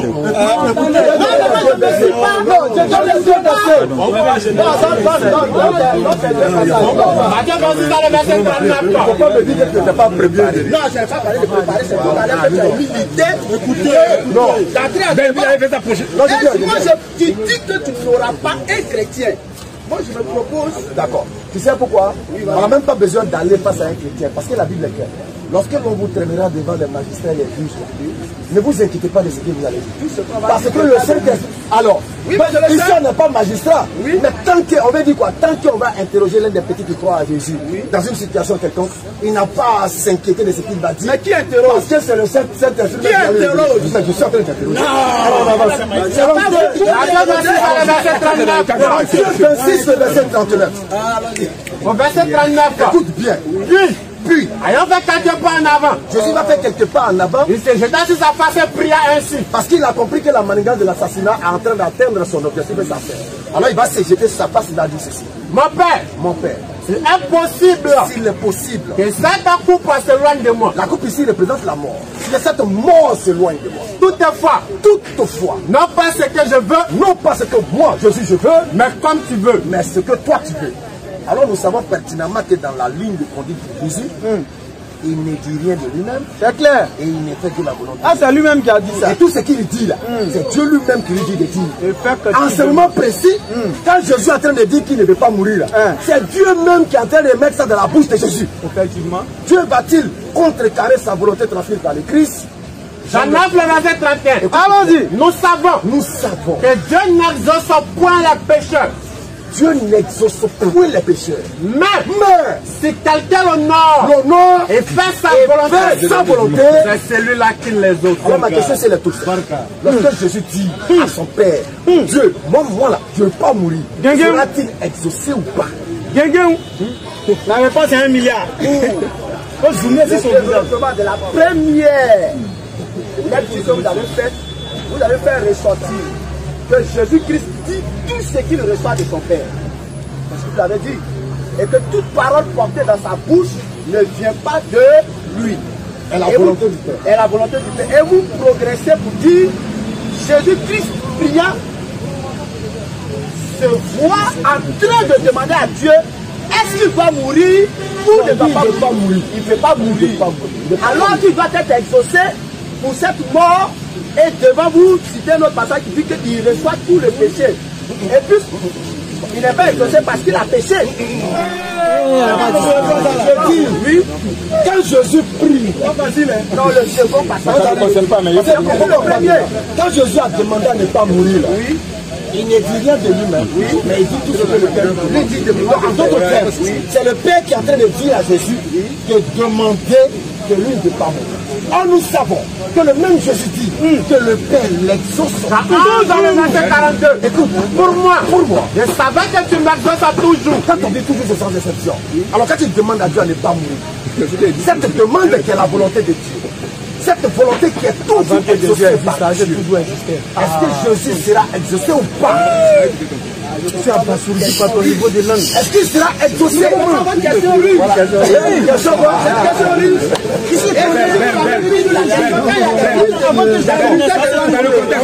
Quelle est la compréhension de est-ce que Jésus serait exaucé là? La compréhension c'est de savoir est-ce que Jésus honore Dieu ou pas? Est-ce que Jésus fait la volonté de Dieu ou pas? Le premier texte donne la réponse. Parce que sa volonté là dépend de celui qui est son créateur. Mais je vais poser une question. Attends. Non, je te dis que tu n'as pas le niveau. Tu dis que tu as le niveau. On va faire. Ok, non, c'est bon. J'arrête là. Mon chéri un peu quoi. Mon chéri un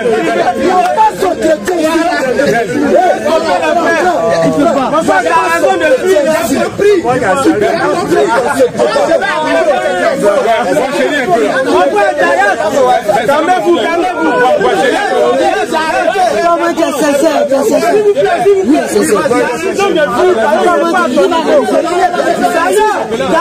D'ailleurs, mon frère, il n'est même pas au niveau de ton pasteur. Ton pasteur ne peut pas. Maintenant, si tu penses que c'est faux, pardon, mon ami. Pardon, je parle, s'il te plaît. Il n'y a pas quelqu'un. Tu peux faire ça pour nous? Est-ce que tu peux faire ça pour nous? Juger la valeur intellectuelle ou la valeur... Non, c'est pas valeur intellectuelle, c'est connaissance religieuse. Vous avez pesé. On a dit ça par expérience. Maintenant, il faut nous prouver quoi? Moi, il faut pas venir le pasteur. Il faut pas venir le pasteur. Il faut pas venir le pasteur.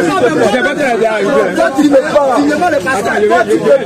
Il faut pas venir le pasteur. Tu peux? Rendez-vous mercredi, s'il te plaît. Rendez-vous mercredi prochain. Non, pas lui, son pasteur. Mercredi prochain, c'est bon. J'avais ma question, mais je ne peux pas poser. Mais il y a réagi un petit peu. C'est toi-même qui l'as attesté. C'est-à-dire tu l'as attesté tout à l'heure toi-même. Non, je dis j'arrête. Pourquoi tu dis que je ne suis pas à la hauteur? Pourquoi tu arrêtes? Parce que je suis Il n'est pas préparé. pas préparé, je ne suis pas venu dans l'intention d'étendre le débat. Je t'ai dit tout à l'heure, un fils de Jésus Non, tu es un fils de Jésus, non? Non. Pour vous, Moi, quand un chrétien dit ça, ça me fait honte. Frère, quand un chrétien dit ça, moi, ça me fait honte. S'il te plaît, s'il te plaît. Qu'est-ce qu'il y a comme honte? Tu n'es pas chrétien. Quand un chrétien dit ça, ça me fait honte. Non. Ben, je vais poser une question. Ben, Ben, je vais dire qu'un chrétien, il dit, lui, il n'est pas. Bon, arrête de là, ça va.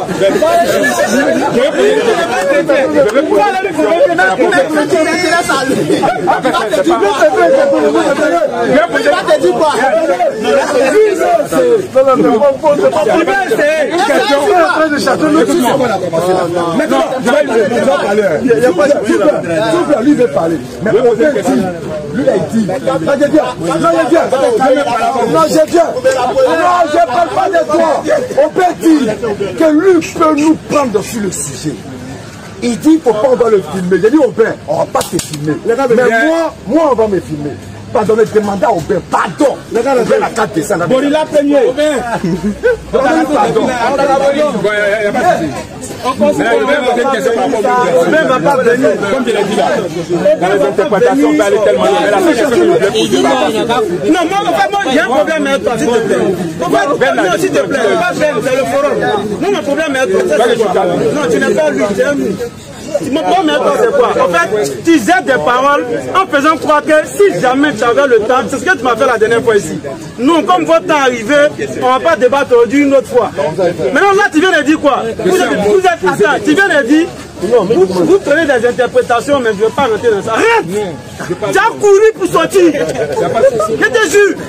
Tu as couru. Même langue française, tu ne peux pas. Je t'informe qu'on n'a même pas encore pris le cas des versets. Tu aimes jeter les choses comme si j'ai assis rien dedans. Il y a vous fait mal, mais il y a laisse. On rentrait. Tu as couru.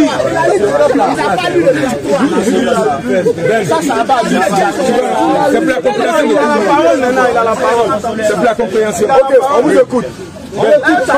Comment je viens ici, tu vois que je n'ai jamais voulu même. Souvent, tu prends. Faut vouloir. Tu peux pas la dernière fois, la première fois que j'ai pris la parole ici, je dis ce que vous faites c'est bien parce qu'aujourd'hui, avant, quand tu es allé dans les années 86, il y avait Sabat. Et puis il y a beaucoup de musulmans qui étaient en prison. Mais avec ce que vous faites là, on voit que les jeux, c'est à saluer. Tu vois, quand moi je viens là, c'est pas dans l'intention de ridiculiser de quoi que ce soit. Je suis pas. Moi je pose la question par rapport à. C'est pareil, tu peux pas nous ridiculiser. C'est un défi. Par rapport à ce qu'il a dit là, par rapport à ce qu'il a dit là, le verset là, le verset que vous avez donné, ce que vous avez lu où Jésus était à Gethsémane. Oui, Matthieu 26. Tu vas répondre, et puis peut-être on peut donner la question à une question dans la foule aussi, la personne va répondre. On peut en comparer les deux. Je veux savoir, quand Jésus dit à son Père, non pas ma volonté, que c'est ta volonté, il y a combien de volontés? D'accord, il y a une seule volonté. Il n'y en a pas trois, une seule. Ah, la main. Non, le test même. C'est que tu n'as pas suivi. Non, tu as pas suivi. Il y a une seule volonté dans cette prière. Tu as répondu à la question, il n'y a pas de souci, non? Maintenant, je demande maintenant à la foule. Quand Jésus dit, Père, je veux que ce ne soit pas ma volonté, mais que ce soit ta volonté. À votre avis, il y a combien de volontés? Ok. Il y a deux volontés. Lesquelles? Ok. Et la volonté du Père. Est-ce que Jésus a une volonté propre à lui? Selon les Écritures. C'est pas là le problème. La question est c'est deux volontés. C'est tout. Ah, moi, ça passe pas. La question est qu'il y a deux volontés. Non, attends, s'il te plaît. S'il te plaît, s'il te plaît. Non, ça passe pas. S'il te plaît. S'il vous plaît, s'il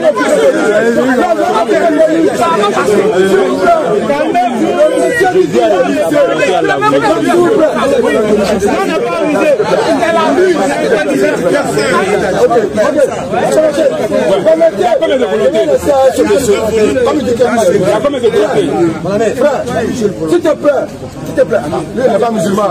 Frère, nous sommes en train de lire la Bible. Parce que le point c'est Il n'y a pas de l'écriture biblique, se comprendre dans la Bible. Sinon, c'est que vous le dites toujours. Si on base sur la base des écritures bibliques. On dit bien des écritures, pas de bas de Sorbonne. Si on base sur la base des écritures bibliques, il y a combien de volontés? Écriture, pas bavardage inutile. Non, on sortit les écritures. Ah, s'il veut t'enfoncer, voilà, s'il veut t'enfoncer encore, il va te demander de me donner un verset à la pluie de ce que tu vas dire. Parce que moi aussi, il va te dire qu'il y a une seule volonté, je te donne un verset à la pluie. Donc, sur la base des écritures publiques, il y a combien de volontés là? La rue, il y a ta sortie la rue. Non, c'est la base des écritures. On était dans un contexte, le gars posait une question.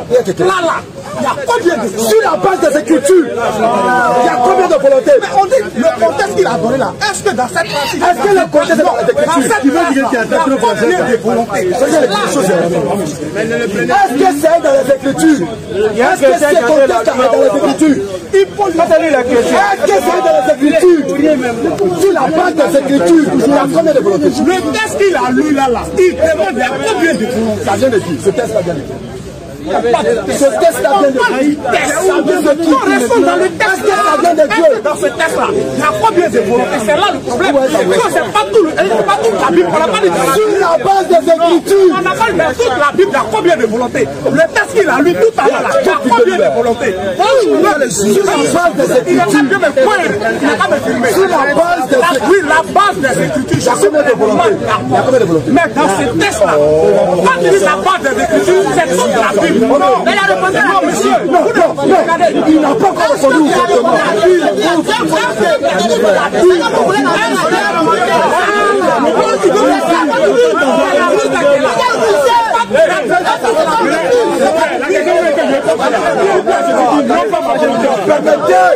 On peut répondre à ça. On peut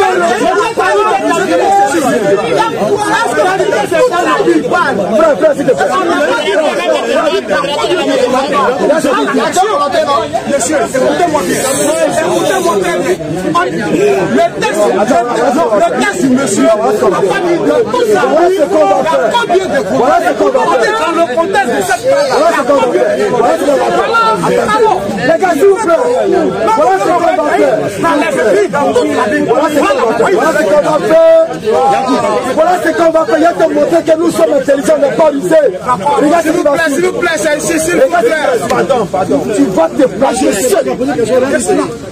Dans le contexte du test. Oui, dans le contexte du test. Il y a combien de volontés? Non. Lisez le texte. Lisez le texte. C'est bon. Écoutez bien. Je le plaquer, on dirait la MMA. Alors, on va quelque part à l'avant. Il s'est jeté sa face et puis là ici. Père, c'est impossible que cette coupe-là s'éloigne de moi. Pas comme je veux, mais comme tu veux. Il y a combien de volontés? Dans le contexte, prenons le contexte. Il y a combien de volontés? 2. Mais écoutez, s'il te plaît. J'ai dit le plaquer dans la MMA. Donc dans le contexte, maintenant, selon les écritures, il y a combien de volontés? On a entendu le contexte. Mais moi, il ne suis pas dans les écritures.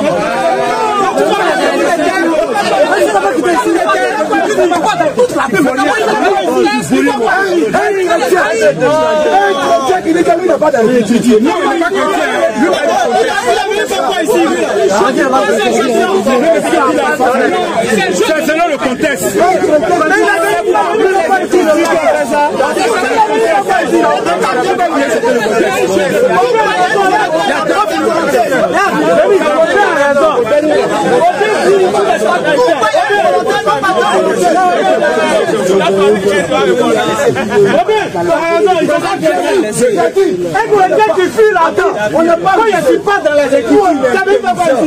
Je l'ai plaqué comme un débat dans le contexte, comme il parle de contexte. Il dit il y a 2 volontés, ok. Maintenant, selon les écritures. On parle des écritures ici, il y a combien de volontés? Il pas dans les écritures. Il a raison, il n'est pas chrétien.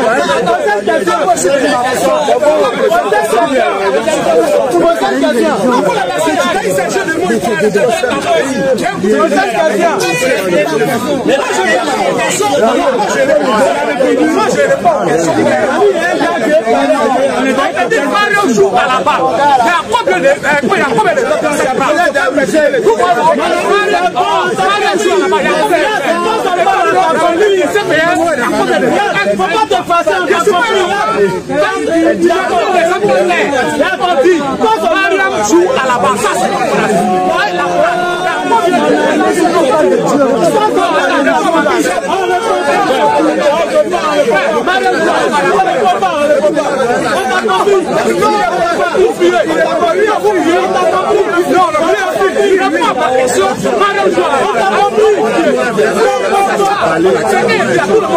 Mariam joue à la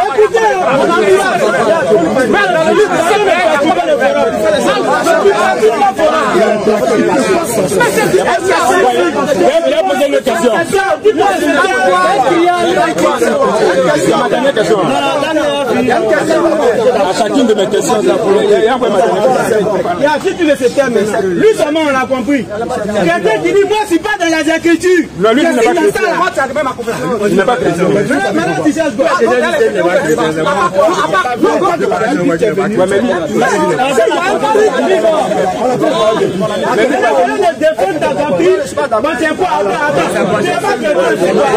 Chacun va aller analyser ta question.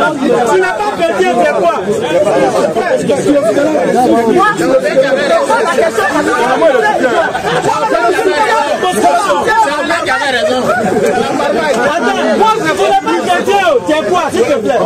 L'infaillibilité des prophètes.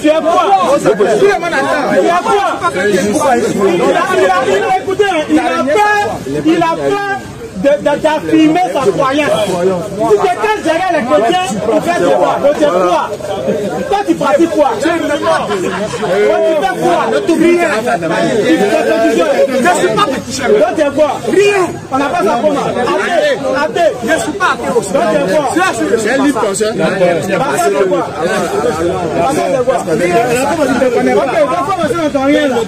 Quand les chrétiens parlent de leur Dieu, tu viens t'approcher dessus. Non, attends, je parle. Non, je parle. Le monsieur a dit, parce que tu t'approches du moyen d'action à la foule. Il n'a pas dit, je pose une question au chrétien. Il a posé une question à la foule. Il a posé une question. Il a raison. Oui, c'est le modérateur. C'est bon, ça c'est bon. Le jour tu auras le courage d'afficher ta croyance, tu viens la parole. Posez question. C'est bon. On a fini avec ta croyance.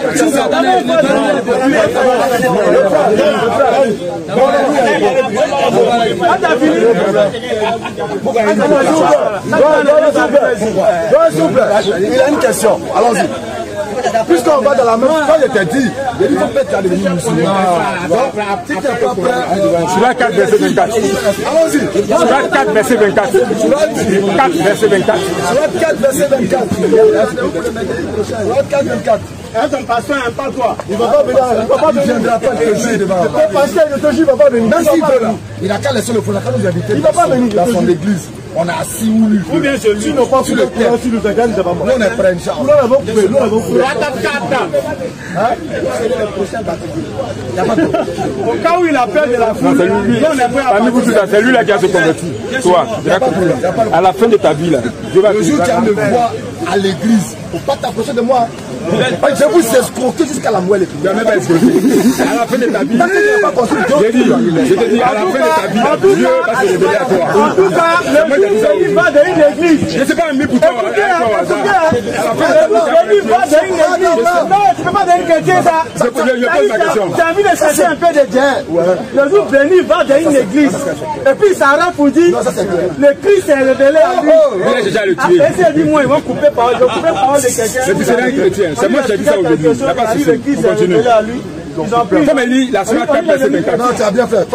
Surah 4, verset 34. Le jour il va, s'il te plaît, je parle. Le jour il va dans une église et puis il dit, le Christ s'est révélé à lui. Il dit, je te donne une semaine. Tu seras multimillionnaire. Tu auras des villages. C'est pas la première fois qu'un apologète se convertit. Il y a beaucoup comme toi qui se sont convertis. Il y a que des recherches après. Non, la semaine prochaine. Les apologètes américains. Regardez la malhonnêteté intellectuelle du frère. Il n'y a pas de problème. Ben, on a lu mon verset là. Lisez mon verset. Regardez ce qu'il fait. Il dit, Beaucoup d'apologistes musulmans sont convertis, ils ont le nom de Elia Sarr. Donc il ne sait pas, et puis tu dis. J'ai les noms, mais c'est pas ça. Dis mon verset. Tu ne peux pas faire la recherche et puis tu affirmes. La semaine prochaine, ça va venir. Verset 4 combien? 4, pas possible. Surat 4. Adorez Allah. Surat 4. Ça, c'est mon verset préféré. Au verset 34. Adorez Allah. Et marquez de la... Surat 4, verset 34. C'est 432. Allons-y. Les hommes ont autorité sur les femmes. Oui, mais Je donne la position quand c'est ton pas. les hommes ont autorité sur les femmes. Ouais, c'est qu'elle est si fort. Hein? Une petite erreur. Ça dit 2 versets seulement, c'est 432. Il a dit 434. Il a c'est une victoire pour lui. C'est qu'elle est si près. Surat 4, verset 34. 34, allons-y. Merci de me valoriser. Les hommes ont autorité sur les femmes. En raison des faveurs qu'Allah accorde à ceux-là sur celles-ci. Et à cause des dépenses qu'ils font de leurs biens. Les femmes vertueuses sont obéissantes à leur mari. Elles protègent ce qui doit être protégé pendant l'absence de leur époux, avec la protection d'Allah. Et quand celles dont vous craignez la désobéissance, exhortez-les, éloignez-vous d'elles dans leur lit et frappez-les. Si elles arrivent à vous obéir, alors ne cherchez plus de voix contre elles, car Allah est certes haut et grand. Dis-moi la dernière partie. La dernière partie. Si elles arrivent à vous obéir, alors ne cherchez plus de voix contre elles, car Allah est certes haut et grand. La partie où on dit frapper là. Exhortez-les. Exhortez-les. Éloignez-vous d'elles dans leur lit. Et frappez-les. Si elles arrivent à vous obéir, c'est bon. Là, je pose ma question. C'est frapper là, mais qui m'intéresse. Je veux que vous m'expliquez, parce que la dernière fois, je vous ai écouté. L'islam valorise bien la femme. Bien sûr. Quand c'est moi, mais il y a ça même. Oui, elle est valorisée. Mais, vous m'expliquez le verset. Qu'est-ce qu'il veut dire par frapper? Parce qu'il y a quelqu'un qui m'a dit une fois que souvent, parce que nous, à l'époque, on était petits, on voyait des musulmans battre leurs femmes. Ah, moi, il y a un quelqu'un qui il peut le faire. Je veux que tu de ma bouche, ça sort. Je veux bien te dire son nom même. Ok. Ce verset-là. Moi, il a fini mon débat. Tu as employé quel mot tout à l'heure? On a vu des musulmans qui battent. Frapper et battre là. C'est deux choses différentes. Vous parlez quoi? Frapper et puis battre là. C'est deux choses différentes. Écoutez en français. Vous avez dit français, il ne peut pas comprendre. Arrivé à sa concession, il frappa à la porte. Il frappa à la porte. Ici, là. Il batta à la porte. Le frapper ici, là. Il frappa à la porte. À la porte. Il battait à la porte. Donc, quand je vais à partir de mon exemple, là, quand le prophète parle de frapper, là, il nous enseigne dans sa sourate qu'un homme ne doit même pas battre sa femme. Un homme ne doit pas. Mais écoute-moi, un homme, même s'il veut frapper sa femme, on ne doit pas voir sous ses aisselles. C'est-à-dire, on ne doit pas voir sous ses aisselles. Ça veut dire quoi? Ça veut dire que mes aisselles doivent être couvertes. Mais comment je vais frapper en cachant mon aisselle?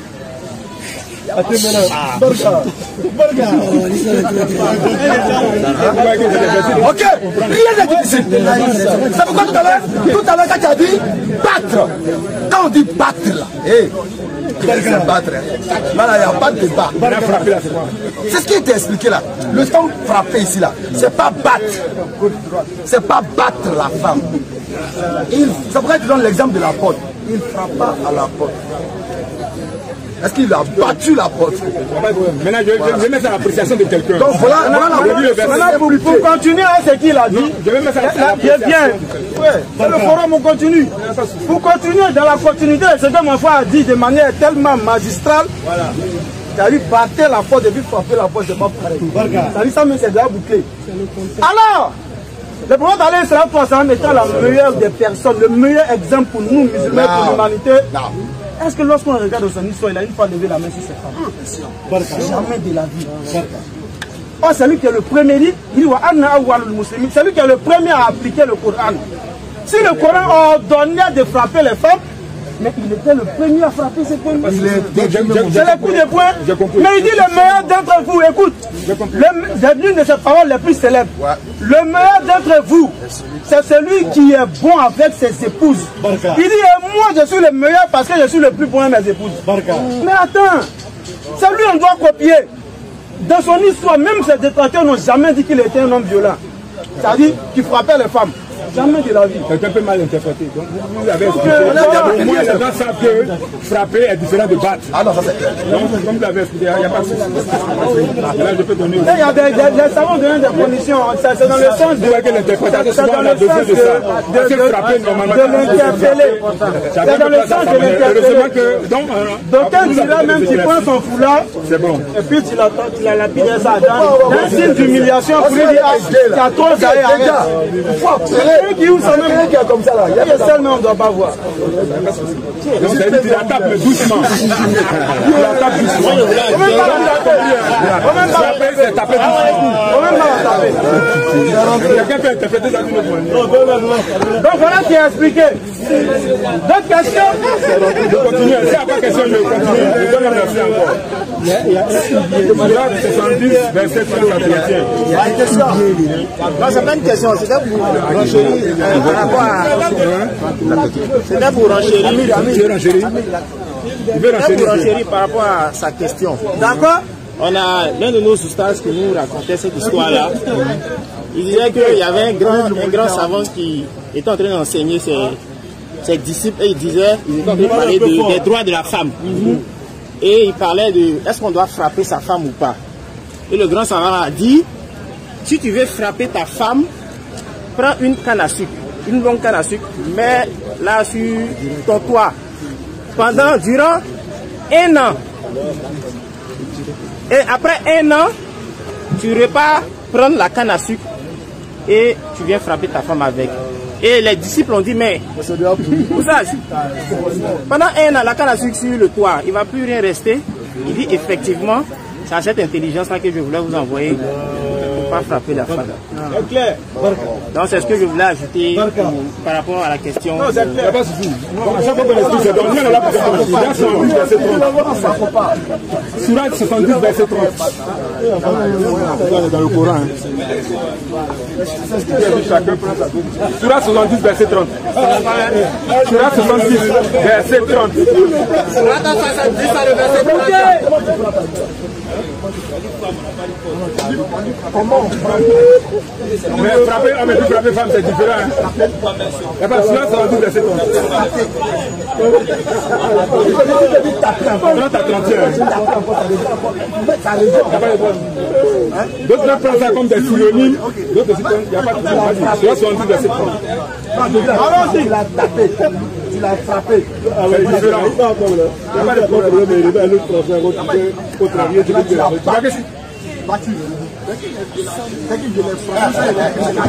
Oui, mais dans la grammaire hébreu, on fait la différence. Ah, on peut faire la différence. Surat 70 à partir du verset 30. Parce qu'on ne voulait pas rentrer même dans la chose pour vous tomber. Le mot même droit là-bas utilisé là. Il y a certains endroits même ça signifie faire rappel. Mais on ne voulait pas rentrer dans ça. C'est dans le même Coran là. Voilà. Donc, par la musique, on dit de faire rappel. Donc, laissez ça voir. Dis le verset 30.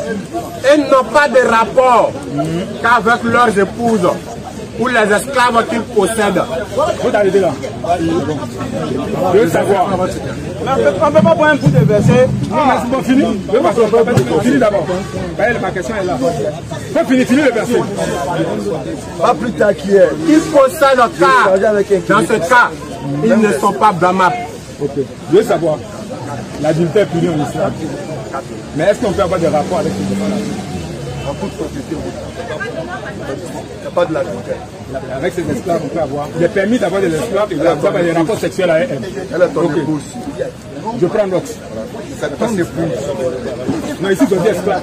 Esclave dans quel sens? Si c'est les princesses, non, dans quel sens? Surat 4 à partir du verset 24.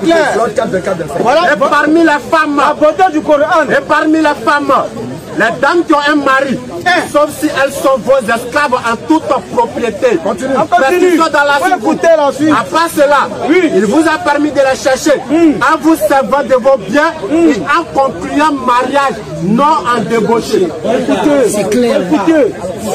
Écoutez, non en débauché. Est-ce que l'adultère c'est la débauche? Oui, l'adultère c'est la débauche. On dit non en débauché. Non en débauché. J'ai compris.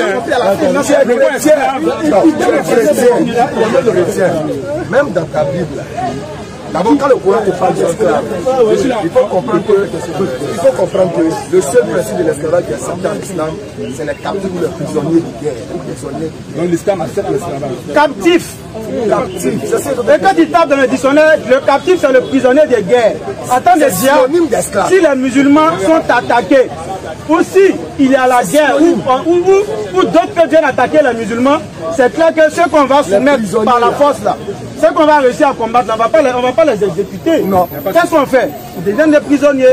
C'est ça qu'on appelle des captifs. Et les captifs, ils travaillent. Même quand tu es raf, même quand il n'y a pas le nom de la compagnie, même quand tu es raf ici, là, tu ne deviens pas esclave au camp là-bas. Tu déplaces les briques. C'est prisonnier, tu es esclave. Mais là, dans ta propre Bible. Écoutez la Bible. Il s'agit du butin. Et Moïse, quand il allait faire sa guerre, il a ramassé le butin là. Dieu lui dit, il faut... Le mot là maintenant, c'est quand tu emploies.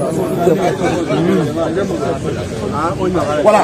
Il faut dire toutes les femmes qui ont eu des couches avec des hommes.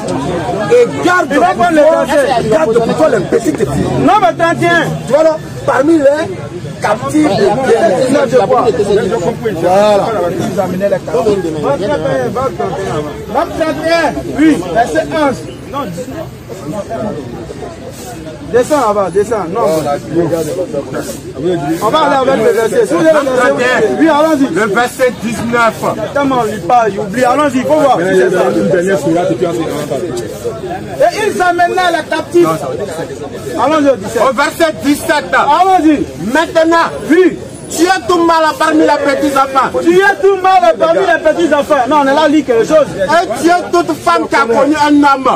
A couché avec lui. On dit de tuer les femmes qui ne sont pas vierges. Mais oui. Laissez en vie pour vous toutes les filles qui n'ont pas connu la couche d'un homme. Je t'aime les filles vierges. Mais attends, ils voient ça là. Ils s'accrochent sur des versets coraniques où le Coran est clair que non en débauché. On dit de tuer les femmes qui ont connu garçons, il faut garder pour toi les gens. Allons-y. Au verset 19. Oui. Et vous campez pendant 7 jours. Attends. Donc, femme vieille, c'est pour faire quoi? C'est pour la lettre d'assiette. La dernière sourate. Ah, frère. Non, on attend des livres. Faut expliquer. Pourquoi tu laisses pas les gens donner les arguments même? Vous avez déjà lisez le verset. Le verset 17. Allons-y. Maintenant, tu as tout mal parmi les petits enfants. Tu es le mal parmi les petits enfants. Et tu as toute femme qui a connu un homme. Maintenant, il parle de contexte. Ça dit, c'est le Coran. C'est dans le s'il te plaît. Donc, c'est dans le Coran, il n'y a pas de contexte. Mais pourquoi on fait preuve de malhonnêteté intellectuelle? On a bien précisé. Écoutez, on a fini à lui. On a fini à lui-même. Tant que tu ne reconnais pas ta croyance, moi, je suis plus. Vous le laissez. Regardez, on parle de Bible, il dit c'est le contexte. Mais dans le Coran, il demande si donc l'islam est d'accord à ce principe. Mais c'est un contexte. Quand il a dit contexte, il a dit oui. C'est un contexte. Il y a bien précisé. Quand les musulmans sont attaqués en guerre, en djihad, ils ont permis de prendre les captifs. Moi, j'ai pas dit non. Et ça, c'est partout. Il a dit oui. Quand on entend les livres pour la Bible, maintenant, il dit ça, c'est le contexte. Oui, mais regardez le contexte. C'est le même contexte. On va traiter le verset 17. Allons-y. Maintenant, tu as tout mal parmi les petits enfants. La Bible dit de tuer tout mal parmi les petits enfants. Et tu as toutes les femmes. Enfants, en fait quoi? Tu as toutes les femmes. Et tu as toute femme. Oui. Qui a connu un homme couché avec lui. T'es jaloux ou bien? Mais laissez en vie pour vous. Mais il faut laisser en vie pour toi. Toutes les filles qui l'ont connu là. Qui l'ont connu là. En d'autres termes, les filles vierges. Ça vous fait quoi? Laver assiette? Mais quand c'est ça là. Non, c'est pas texte. Au verset 19. Pourquoi le Coran dit? C'est la même réponse à la dernière. Vous avez parlé comme ça, c'est la même chose. Ah ouais, le dernier verset. Ça vient ici. Surat 70. Je dis, moi, on me filme tant que tu me parles. Voilà. Là, je ne vais pas t'interpréter comme ça. Non, et puis de mettre ça dans la main. Il faut une preuve, on garde une preuve. La vidéo, c'est une preuve. Surat 81, verset 15. C'est pas bon comme ça. Ouais, non, pas du bon. Le dernier, tu n'as pas trouvé ce qui t'est fait. Non, moi je cherche à comprendre. Il n'y a rien de ce que tu penses là-dedans. Est-ce que j'ai pensé que je ne suis pas venu en penseur? Est-ce que j'ai dit tout de suite là? Moi je sais. 81 verset 15. Surat 81 verset 15. Tu es capable de donner le sort de Grégoire. Tu es capable de dire qu'il y a une histoire entre Dieu et Norbert. Non, je jure par les planètes qui gravitent. Alors, c'est tu. Vas-y, je jure par les planètes qui gravitent. Oui. Puisque dans la Bible, Dieu jure par lui-même. Et puis là, il jure par les planètes.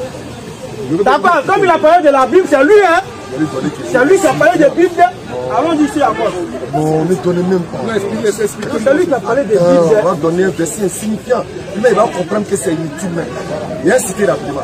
Jésus dit, ne jurez même pas si un seul cheveu. Pourquoi? Parce que vous ne pouvez pas rendre un cheveu blanc.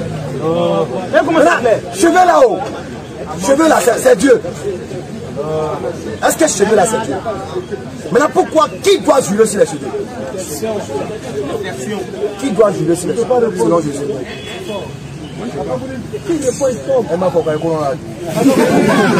Allons-y, Amos 8, verset 7. Allons-y. L'Éternel, oui, l'a juré par la voix de Jacob. Mais pourquoi il fait la jeu comme ça? Pourquoi l'Éternel jure par la voix de Jacob? La voix de Jacob, c'est l'Éternel. D'accord. La voix de Jacob, là, c'est l'Éternel en quoi?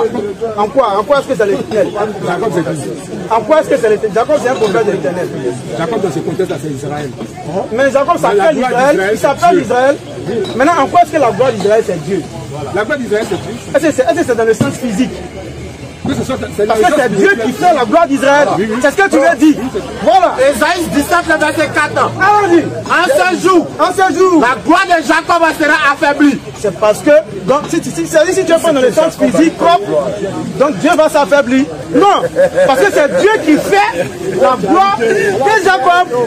C'est Dieu qui fait. Bon, on est d'accord. Tu vois, Matthieu 5, 36. Matthieu 5, 36.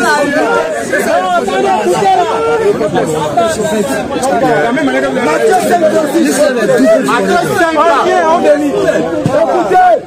Matthieu 5, 36. Matthieu 5, le verset 36. On dit quoi? Ne jure pas non plus par ta tête. Jésus dit, ne jure pas par ta tête. Car tu ne peux rendre blanc ou noir un seul cheveu. Dieu. Alors dis-moi, qui a la capacité de rendre blanc ou noir les cheveux de la tête? C'est qui? Silence radio. C'est qui? Dieu. Qui? Non, Dieu jure par cheveux. Pourquoi Dieu jure par cheveux? Il n'a jamais dit ça. Non, lui demande pourquoi Dieu jure par les planètes. Non, lui demande pourquoi Dieu jure par cheveux. Mais le texte ne dit pas que Dieu jure par les planètes. Ne jure pas non plus par ta tête. Pourquoi vous faites ça? Car tu ne peux rendre blanc ou noir un seul cheveu. Alors qui doit jurer par la tête? Qui doit jurer par la tête? Qui a la capacité de rendre ça noir ou blanc? C'est qui? Vous êtes comme ça. Le texte ne dit pas que Dieu joue par les cheveux. Vous êtes comme ça même. Alors le texte dit que Dieu joue par les cheveux. Attends. Vous avez déduit. Attends. La parole est claire. Dieu dit, je fais du pain. Je n'ai que la personne qui a dit à moi du pain. D'accord, maintenant Dieu joue par quelqu'un ici. Ok, prochainement. On va répondre, on termine sur ça. On va terminer pour répondre. Amos 8, 7. Amos 8, le verset 7. Maintenant Dieu joue par quelque chose ici. Car l'Éternel l'a juré par la gloire de Jacob. Ésaïe 17. Ésaïe 17, le verset 4. En ce jour, la gloire de Jacob. La gloire de Jacob, tu dis c'est qui? Il dit c'est Dieu. C'est Dieu. Allons-y. La gloire de Jacob sera affaiblie. Donc Dieu sera affaibli. Oh, mon ami.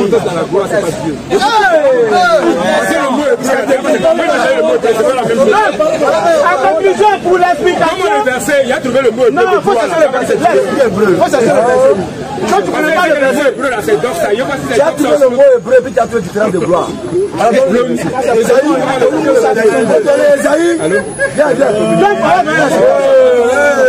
a déposé le téléphone. On n'a pas entendu sonnerie. On n'a pas entendu sonnerie. Mais il a déposé. Faudra qui pourra. D'accord, donc je disais. Ici, qu'est-ce qu'on doit comprendre à travers les esprits, s'il te plaît? Qu'est-ce qu'on doit comprendre à travers ce verset? C'est que c'est Dieu qui fait la gloire de Jacob. Sinon, Dieu n'est pas la gloire de Jacob, mais Dieu fait la gloire de Jacob. C'est pourquoi à un moment donné, la gloire va s'affaiblir. Si tu dis que c'est un peu que Dieu s'affaiblit, laissez-moi t'expliquer aux gens. Quand l'Éternel juge par les laissez t'expliquer. Quand l'Éternel juge, il faut m'écouter. Dieu, Allah. Oh, j'adore ça.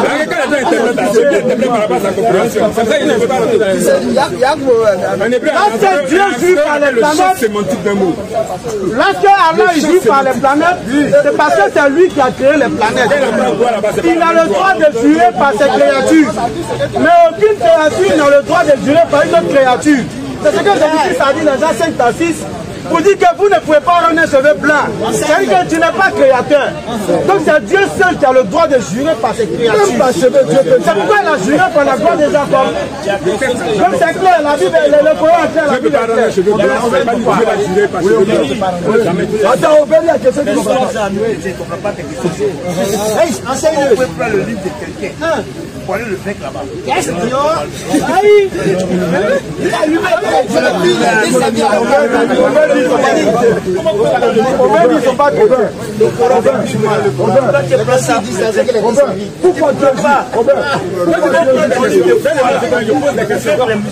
venu pour le faire. Pourquoi Dieu pas venu le faire?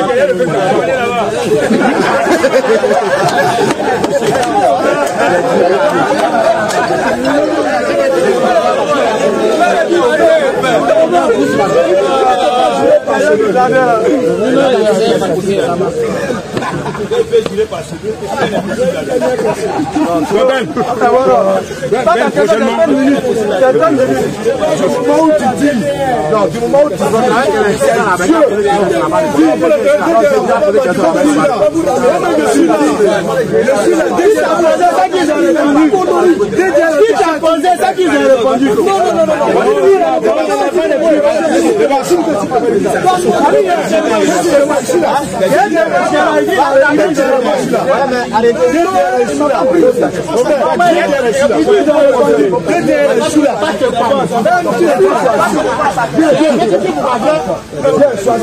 D'accord, choisis. Non, il faut choisir quelqu'un. Choisis. On va te tuer. On va te tuer.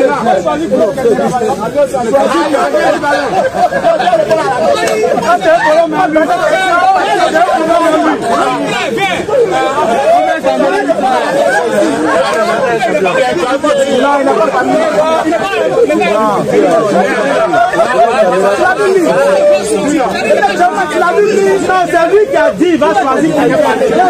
Il n'a pas compris, c'est lui qui a dit.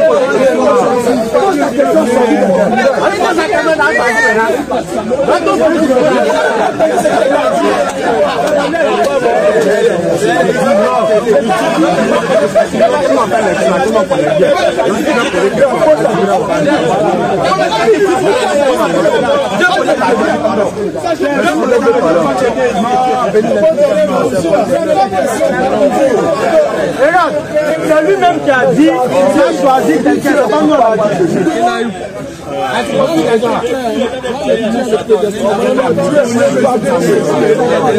Quand tu as dit Dieu coupable, Ashhadu an la ilaha illallah wa ashhadu anna Muhammadan rasulullah.